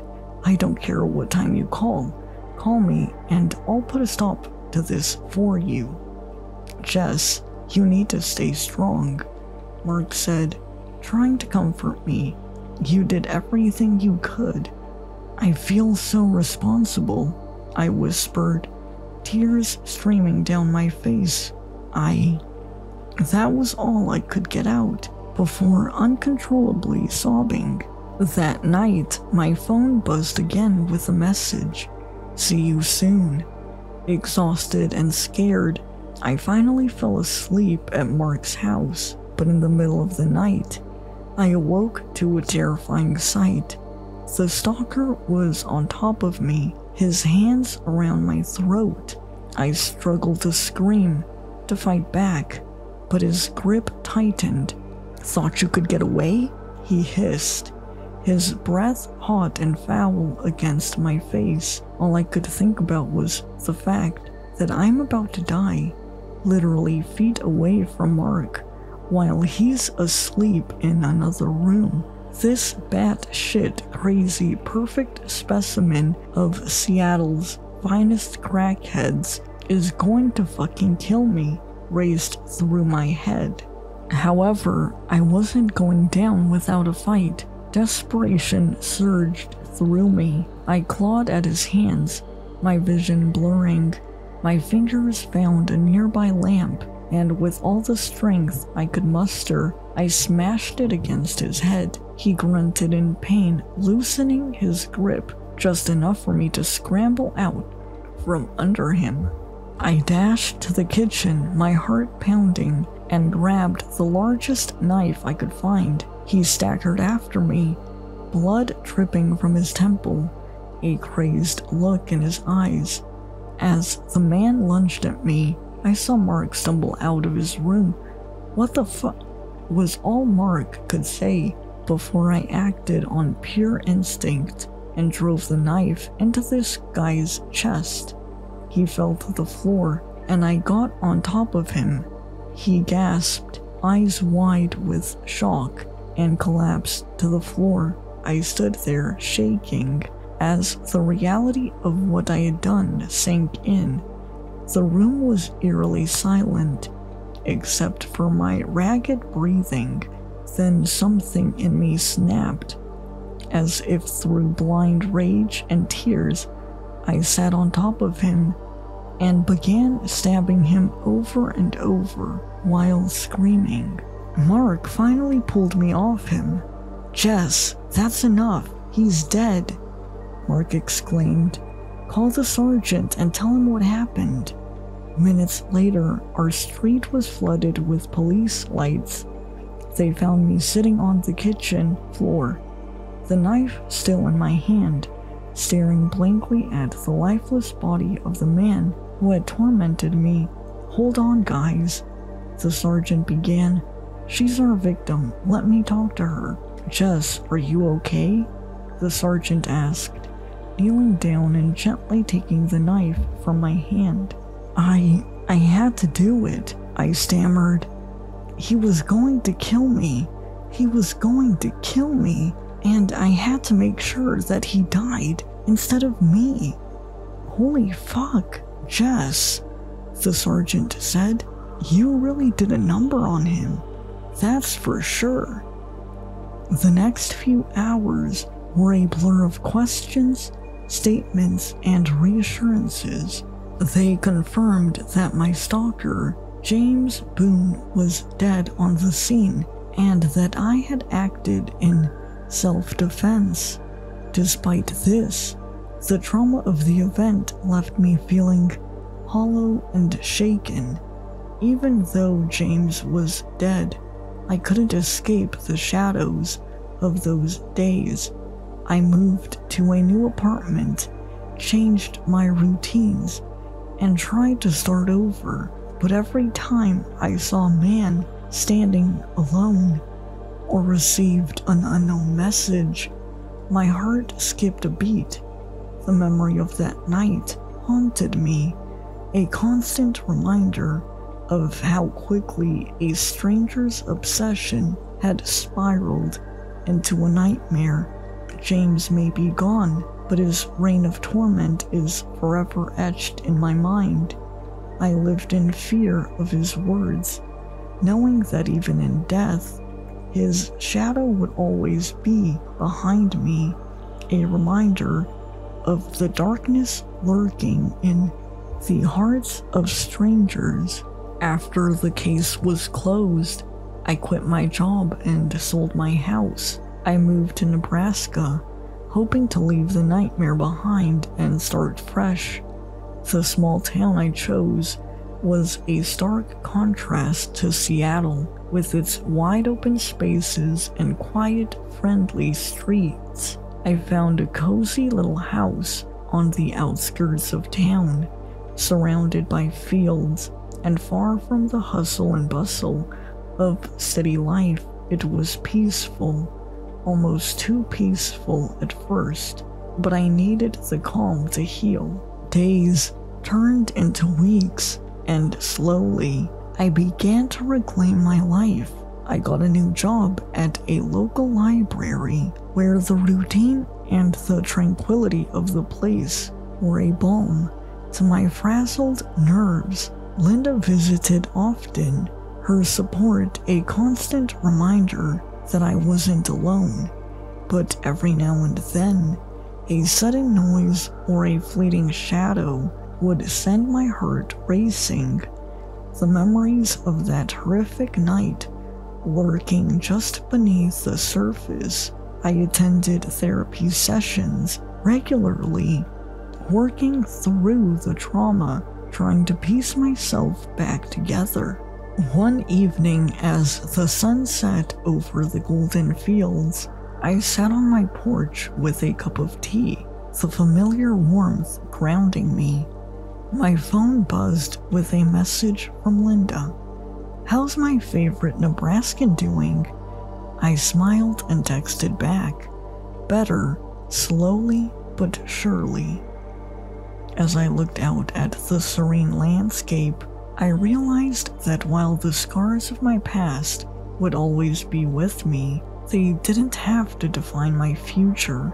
Nebraska was my fresh start, a place to build new memories and find peace, and for the first time in a long time, I felt a glimmer of hope. I don't allow myself to buy a doormat for my home anymore. I lived in an apartment complex about 5 years ago, right in the heart of New York City. I was living alone at the time. My family was in Rhode Island, and with me being new to the area, I didn't have many friends to speak of. I moved into Shallow Reed with my backpack and 2 large suitcases. Boxes from home were on the way, but it couldn't be anything too big to not fit in the mail, and had to be light enough for me to not go dirt poor in fees. My family helped, but they've already done enough. I was fresh out of college and looking to be an editor. This lifestyle didn't come with the highest hope, just an immature energy that will push your loved ones away from you, but will fulfill your personal aspirations. My apartment was small, but fulfilled more than enough. The rooms were clean and the utilities worked. I was stressed, but happy, excited even. The area was, well, pretty rough. I had to grow a pretty thick skin to not take it personally. If someone was calling me something, or trying to hassle me, crossing the street was once stressful, but it's nothing now. The bus station was only down the street, and it took me everywhere I needed to go. I didn't take my car with me, so walking and public transport was my way to go. It was about 2 years into my job at a publishing house that I had to leave. I had recently gotten a few shelves, a few wall decorations, and a welcome mat for the entrance to my apartment. It was a tufted mat with a rainbow, and under it was a white lettering of welcome something sweet, subtle queer pride, you know, a homey feel. The day of the incident went about as expected. I woke up for work, did what I had to do, and came home. I didn't go out to a club or a bar that night. I liked the nightlife of the city where I lived. There were a few times that I had to fend off solicitors. I always kept my door locked and bolted. I didn't take any risks, especially when I lived on the first floor. I was pretty pissed off that night, to be honest. The unit above me was blasting music, and the couple in the room next to me was enjoying their relationship just a bit too loudly. It was a little after 8 p.m., and I was watching something on my TV. I didn't really watch a lot of TV shows. I read what I needed from my phone and heard office gossip at work. I did watch the nightly news, though. Got into that habit from my parents. I had to be in the know about literary news, not so much local news. Suddenly, I heard the faintest sound of a knock. I perked up from my seat on my couch, but didn't mute the show I was watching. It could have just been anything. There was a knock again, this time sounding more firm, more confident. Immediately, I stood, some panic starting to rush through me. Who would be knocking on my door at this hour? The police? Maybe a neighbor? I walked over to my door quietly, sneaking up to look through the peephole. The person was looking down at the floor and had a red jacket on with a hood obscuring their face. They looked small though, like a child. They nervously shuffled as they waited for me to respond. I cleared my throat and put on my man voice, trying to sound somewhat intimidating. They were knocking at my door, after all. Hello, who's there? The person turned to look at the door. I could see the tears running down the young girl's face. I barely even gave it a second thought. As I opened the door, with her being no more than 9, I was concerned for her rather than myself. Hi, little one. Are you looking for someone? Is someone out with you? I can't find my mom. She sniffled and wiped her eyes. She was wearing a simple red raincoat that was soaked from the rain outside. I peeked down each end of the hall and saw no one else there. I knelt a bit closer to her height. I'm not a big guy, but I towered over her. When did you last see her? She was here, but then she was gone. She continued to talk, but her words came out as a blubbering mess. It's all right. Listen, we will find her. Do you know a phone number we can call? She nodded and wiped her face once more. Come inside and we will get you dried off. I gently offered my hand, which she took after a moment. There was no such thing as a front office to shallow read, and at this time of day, I doubted any of the landlords were here. She wiped her shoes on my doormat, and when she looked up, her eyes were wide, scanning around the apartment. Not that I felt embarrassed at the time, but my house wasn't really geared toward young children. I had a nice little cart of different alcohols and various collections strewn about that I used for decoration. I led her to the living room where the TV was.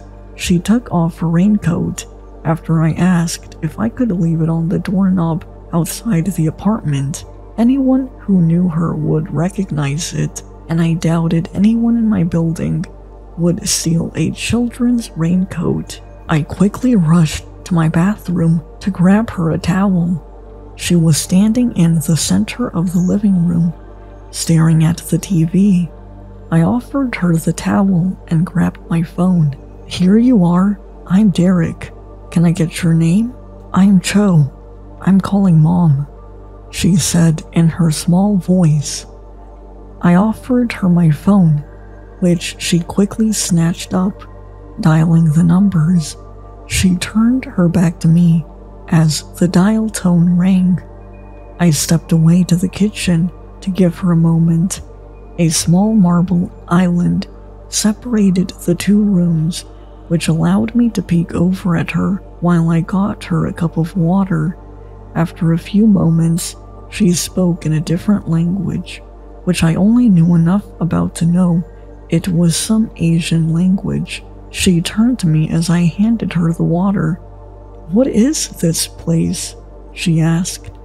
"Shallow Reed Apartments. I'm Unit 5, first floor," I clarified. She spoke again to the person on the phone.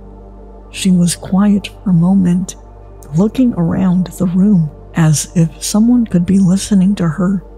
She briefly made eye contact with me and flicked her gaze away. I felt a bit awkward standing there, despite knowing the fact that this little girl could do absolutely nothing to harm me. I was still a bit on edge. It was a few moments later before Cho handed me my phone back. "She'll be here soon," was all she said to me, looking down at the floor. I looked at my phone, thinking if I should report this to the police or not. Yeah, her mother is on the way, but why was she missing in the first place? "How come you knocked on my door and not Unit 1? "Sorry, the first door in the hall." "Your carpet." "My carpet?" I thought. What did she mean by that? "There's a rainbow. No one else had a rainbow," she said simply, like it was obvious. I realized then she was talking about my doormat. Shallow Reeds wasn't exactly the most queer inclusive, but I didn't worry about someone knocking down my door for having a rainbow on my mat. I hoped to show a bit of friendliness. Didn't expect it would lead to a kid to my door. I moved on and asked another question. "How did you and your mom get separated?" I asked her in the most peaceful tone I could. She didn't answer. She just kept staring at the ground. Her eyes darted to my TV when the opening theme for the news started playing. "Can you change this, please?" she asked. I mean, it felt out of the blue that she asked me that, but then again, I don't think the news is the most popular children's show. I found the remote right where I left it on the arm of the couch and put on a kids' show starring a blue healer family. Figured that would be better than the nightly news. She didn't really seem open to talking much anyway. Well, the quicker she's out of here, the better, I thought. It was maybe 5 minutes later that a hurried knock sounded through the apartment. I immediately stood up from where I was on the opposite end of the couch from Cho and rushed to the door. I instantly opened it up and found a woman clutching the red raincoat in her hands. Unlike Cho, she had long black hair and a slight hunch on her back. She looked younger than what I expected to be walking with a hunch.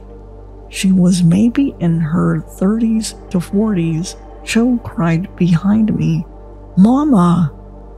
I quickly stepped to the side as the woman moved past me and into my home. I kept the door open, expecting them to be on their way shortly. The mother started talking to Cho in the same language I heard over the phone. She cupped her face in her hands and did a thorough look over of her child.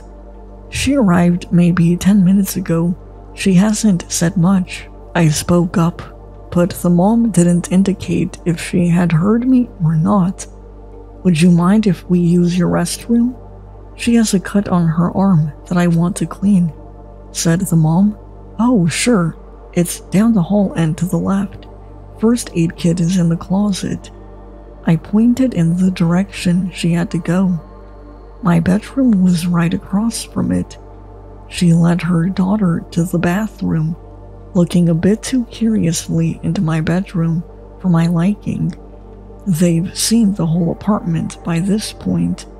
I didn't remember seeing a scratch on the kid, but I didn't search her to begin with.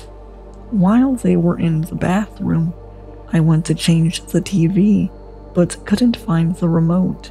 I found that a bit odd, seeing as I placed it in the same spot I did earlier. The great thing about today's day and age is that everything is digital, so I pulled up the TV app on my phone and changed it from there. When I changed the channel back to the news, I was met with the video of a roaring house fire that happened earlier in the day. Well, I didn't miss all of the nightly news coverage. I could hear them fiercely whispering in the bathroom, which I didn't find surprising. I'm sure the mom was giving the kid an earful, but I was under the impression that improper adult supervision was the cause and not the child, but I'm not gonna intervene. And in our last update of the night, we have a local alert brought to you by the police department. We are on the lookout for a group of individuals wanted for home invasion and homicide.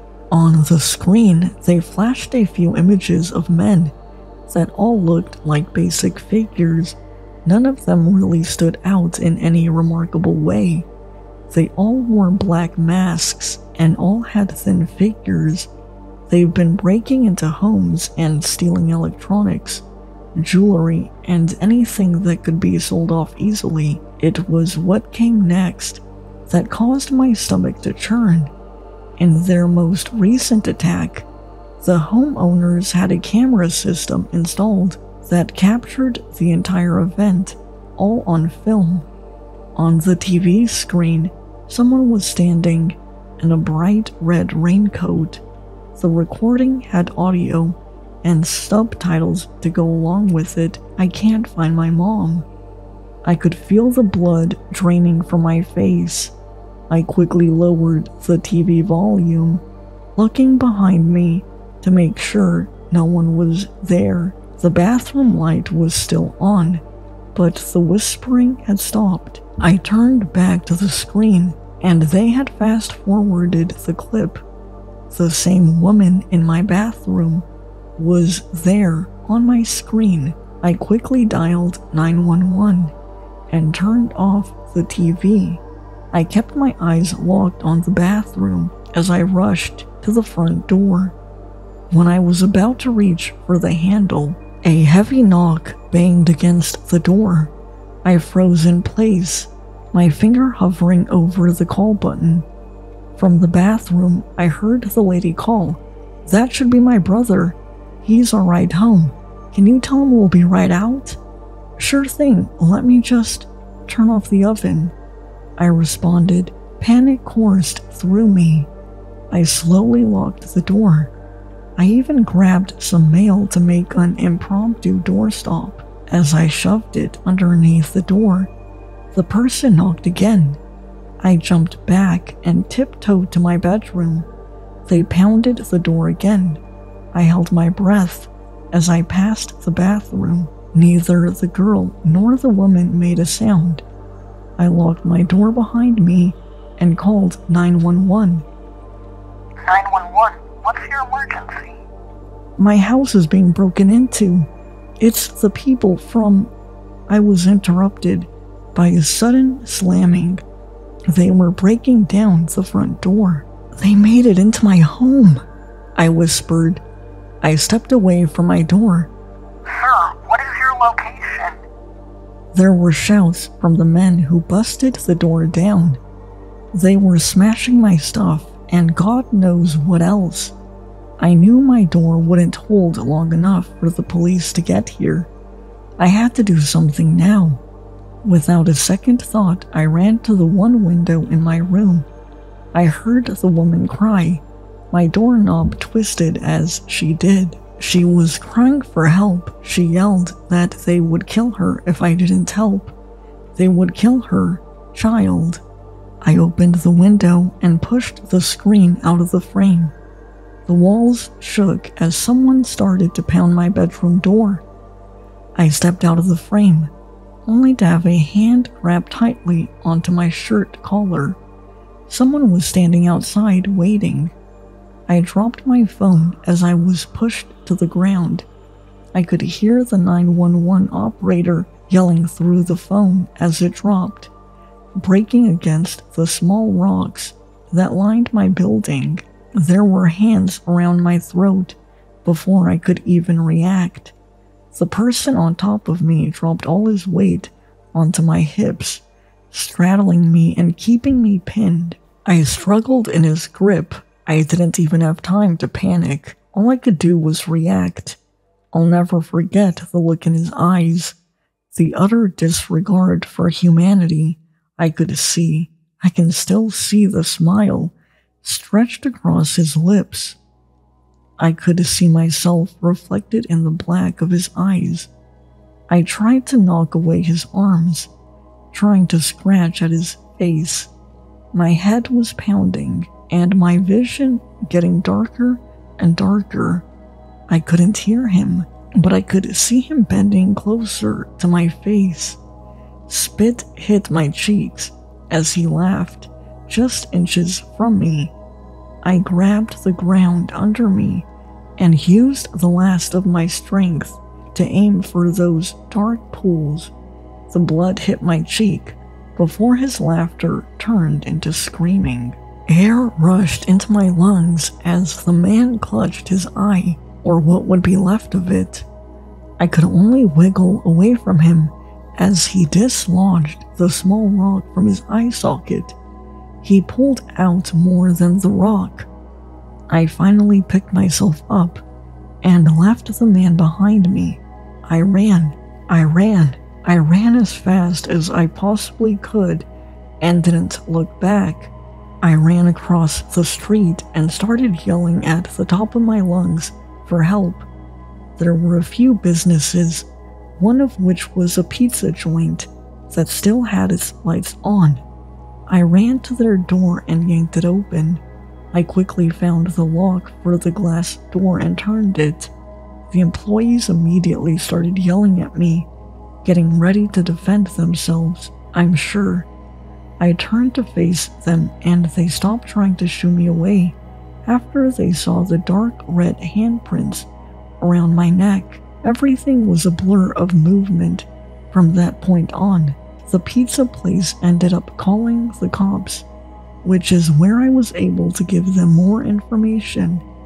The cop cars took a few minutes to arrive, long enough for me to know that if I didn't go out of my window, by the time they arrived, there wasn't anyone left in my apartment.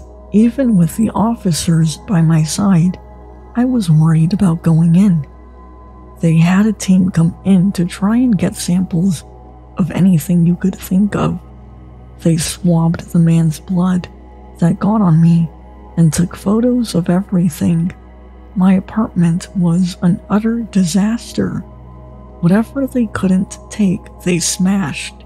The police took me down to the station in order for me to write up a formal report. I told them about Cho and the woman who came to my door. Hours later, they gave me an update. They found a man fitting the description I gave them. He was missing his eye and was dumped in a garbage bin 20 minutes from where I lived. Even after I spent a week in a hotel and another week at a coworker's place, there was no sign of the people who attacked me. The cops weren't any help either. Without anything to go off of, all they could do was wait. I asked the cops why they came after me, and they responded by asking me if I owned any firearms. which they would have known the answer to already, but I told them I didn't.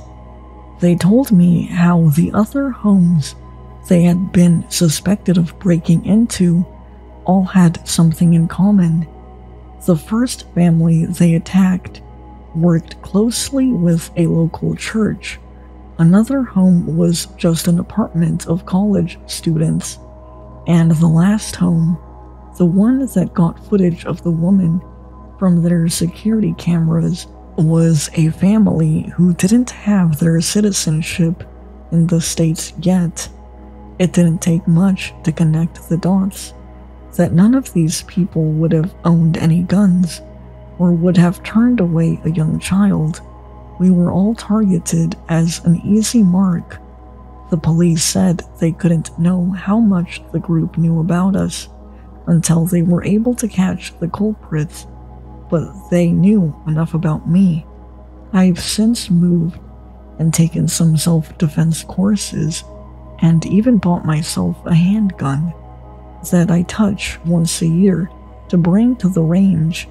I jump every time I hear a knock at the door, but I'll be ready for when they come to visit me again. At least, that's how I felt before I came home today, and on my doorknob, there was a red raincoat.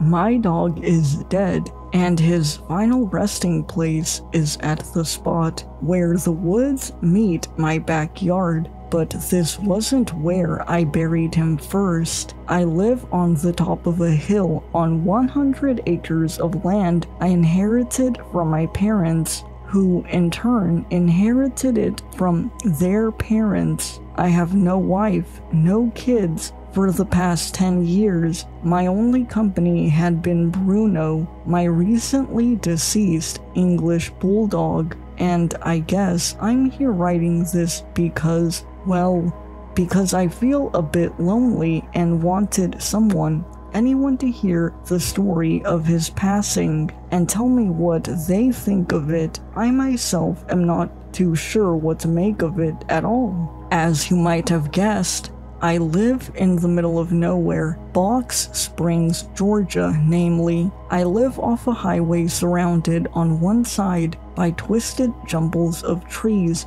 and on the other by a sea of parched, dying farmland. If for some reason you came to visit me, you'd leave my little green house by trundling down the hill. Want to hit civilization, that is, as most people do. After driving left on this highway, and you'd be on your way to the city, though you'd be met with one or two uncanny sights on your way there. Not long ago, one such sight would have been a faded and crumbling brick chimney, which stood all by itself on one side of the highway, a remnant of a house that once stood there. Next to where the chimney once stood, there are a set of trailers that sit flat on the grass and always seem well maintained, though in my 10 years of passing by them on the highway while driving to or from town,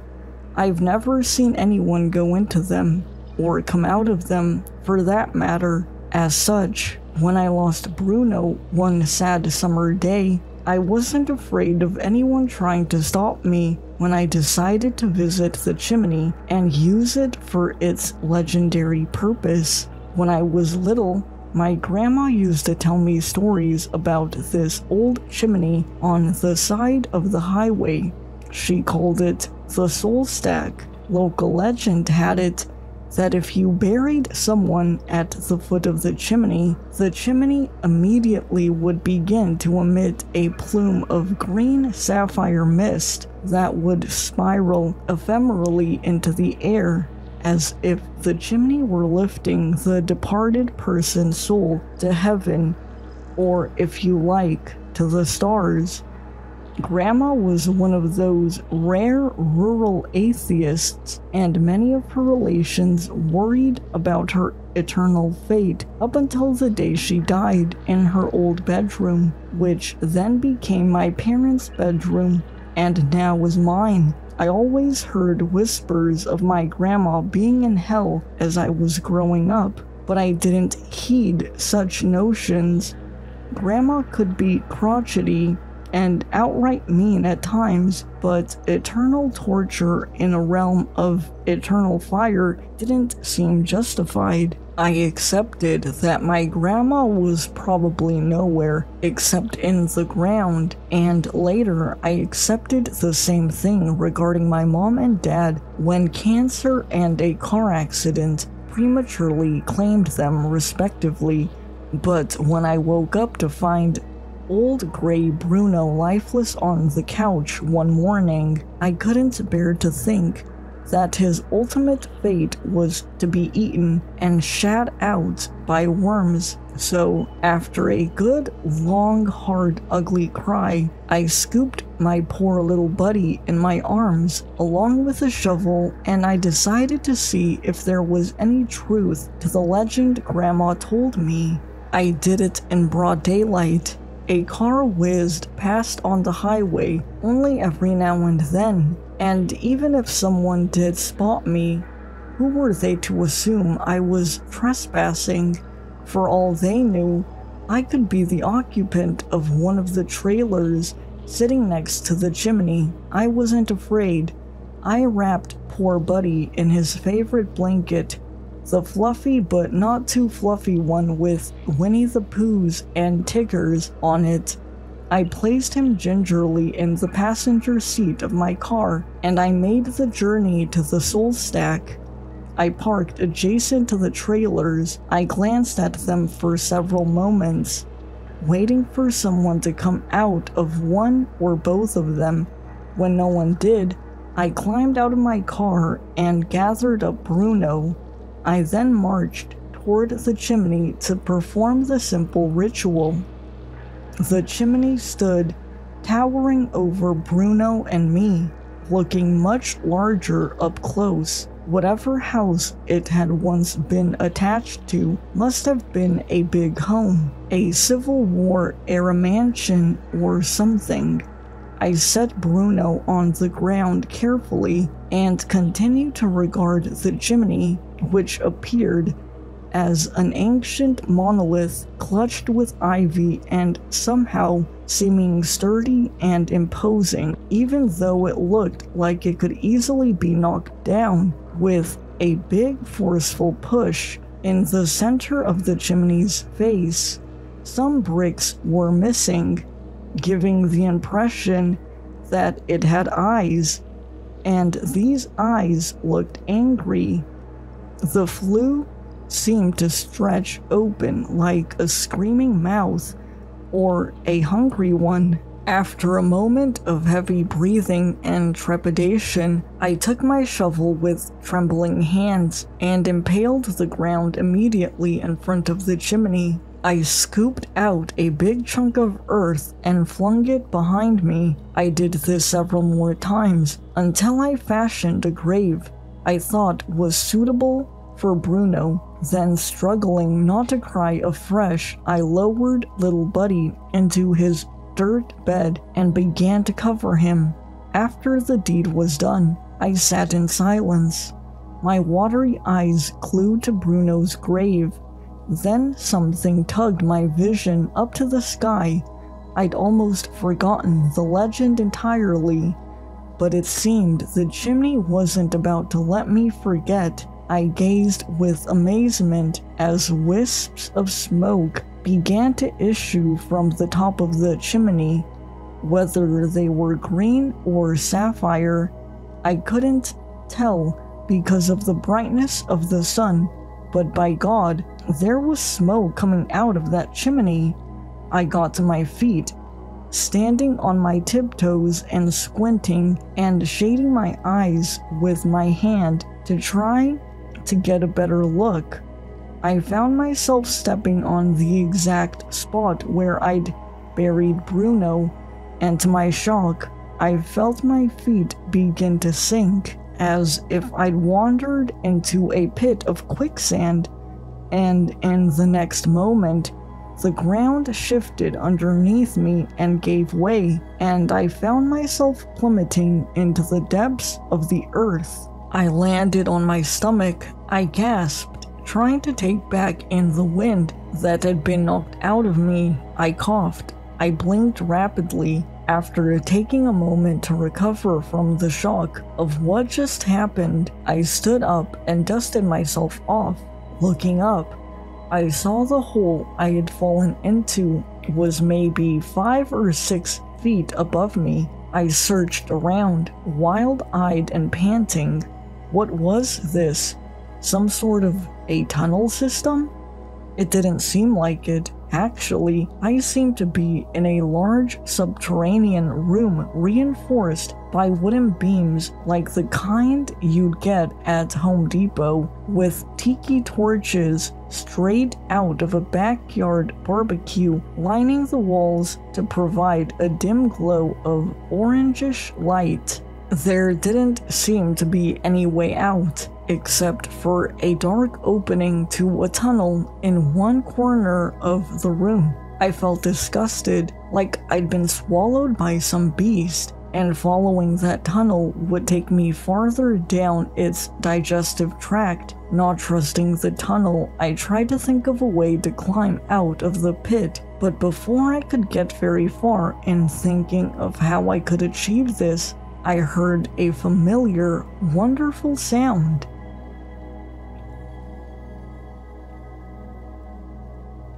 It couldn't be, but there he was. I gasped. I knelt down as a broad smile overspread my face, one of overwhelming joy and disbelief. It was Bruno. It was my best buddy back to life, and he was running into my arms as fast as if he were a puppy again. I was so sure he was gone, but apparently not. After giving Bruno a generous amount of rubs and pets, while he gave me my fair share of licks and kisses, I thought of how ironically lucky it was that I'd fallen down here. If I hadn't, I wouldn't have known I'd apparently buried him alive. The question now was, how would we get out of here?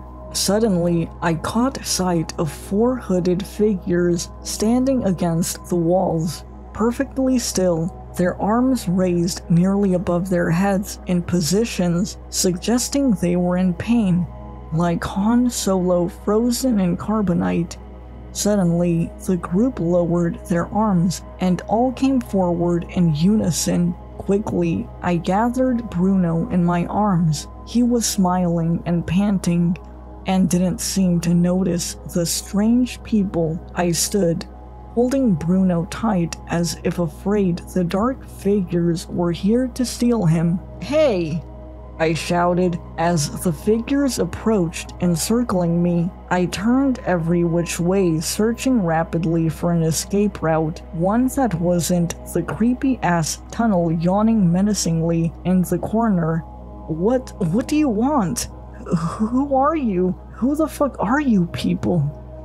I sputtered, more cowardly than I would have liked. Back the fuck off! I realized I had no choice. I darted for the tunnel, holding Bruno tight, but before I could run any farther, one of the figures glided quickly in front of me. "Stop!" it implored.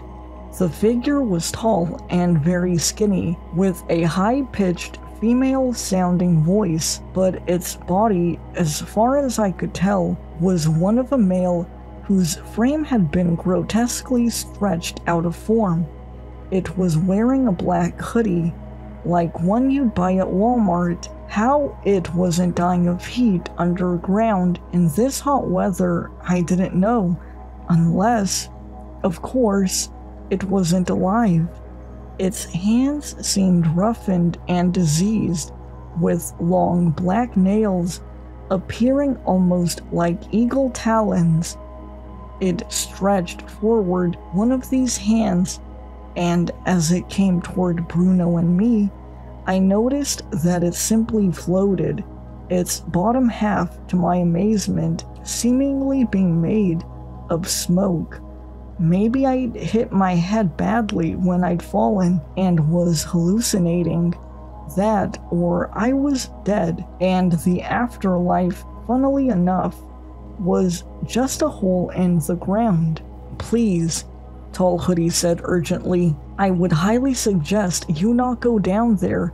It's not yet your time, after all. I didn't respond. I turned around and met eyes with the other 3 figures, who now all had their hoods down. There were 2 men and 1 woman, all about the same height, staring at me sadly. They seemed vaguely familiar, like versions of real people or background characters you'd see in a dream. The woman had curly blonde hair styled in pigtails with rubber bands. She had pointy tusk-like teeth and an unnaturally flat nose that made her look like a boar. Her eyes nearly touched her ears. They were so far apart, giving the impression of a sloth. Her head seemed lumpy, her lower jaw was jutting out in a pronounced overbite, and she had a big brown flat mole that spread over her whole left cheek. One of the men who stood close to her had a gourd-shaped head that sprouted a patch of red hair. He had buck teeth and round little ears so low they seemed like they'd slide right off his neck. The final person, an elderly bald man who resembled a mole, looked relatively normal compared to his companions, though his face was shockingly wrinkled and he was hunched over from scoliosis so severe it looked like he was bowing. All 3 of them had on the same black hoodie as their apparent leader, and unlike their leader, they clearly had legs, which were thin and shone palely in the scant light. None of them had pants on, and if they moved in a way that caused their genitals to be exposed, you'd see they were obscured by huge clumps of tangled hair and covered in strange blue-purple growths, worse than any STD you could imagine. Panting and trying not to gag, I turned back to Tall Hoodie. What the fuck is this? I demanded with a snort. My imagination could hardly conjure the faintest idea of what I'd stumbled onto. Family of severely inbred, deranged hillbillies who left their trailers behind? Quite possible. Elusive arcane cult hiding out here in the middle of nowhere? Also quite possible. Aliens? Monsters? Demons? Possible still, but probably less likely. Be not afraid, said Tall Hoodie in their high-pitched, almost maternal-sounding voice. We are the ones who dispose of the ones buried here, but we couldn't bear to do so to your little pup. They gestured to Bruno. I turned to face the others, and they all smiled at him, or at least tried their best with the twisted features they had. We were just about to send him on his way when you happened upon us. I frowned. Send him on his way where? I asked. Tall Hoodie laughed, then began coughing and hacking, as if laughing were painful for them. Why, further down, they explained, motioning toward the tunnel in the corner of the room, onto wherever he might go next. Rather than dispose of him, you know, we just couldn't bear to do it. He's far too pure. He really is a very, very good boy. Silently, I agreed, giving a little nod. Confused, I asked, what do you mean dispose of him? Tall Hoodie beckoned me to follow him to the subterranean room's far wall. The others pushed me and grunted, zombie-like. A little abashed, I followed Tall Hoodie to some sort of large stone table that seemed to be an altar of sorts. On it sat a pile of wood aflame and crackling and shooting off sparks. People always expect the smoke, Tall Hoodie explained, rather solemnly. They gestured to the smoke, and following their talon-like hand with my eyes, I could see that it was drifting upward. through a gaping, roughly rectangular hole in the ceiling, which evidently was the bottom of the chimney.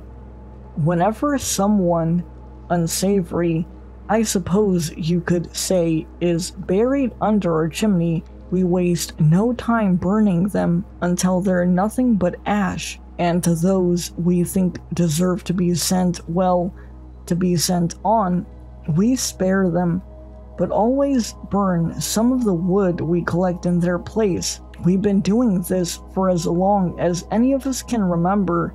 Isn't that right, friends? The friends all nodded and grunted in assent.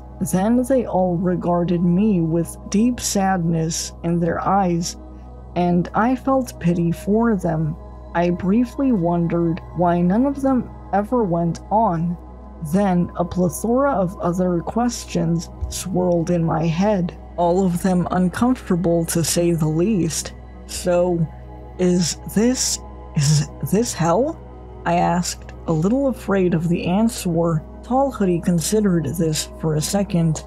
It's not, they answered, but in a strange sort of way, you could say it is. I found this non-answer frustrating, but proceeded to my next question. Am I dead? Tall Hoodie laughed heartily, then fell into another coughing fit. No, they assured me. Trust me, we'd know if you were. You're not the first to wind up down here by accident. I wasn't sure what to say to that. I considered asking Tall Hoodie if they were dead, if the others down here were dead, but I found I really didn't care. I wondered if Bruno was dead. He certainly didn't seem to be. He felt so real and warm and bursting with life and puppy-like youth in my arms.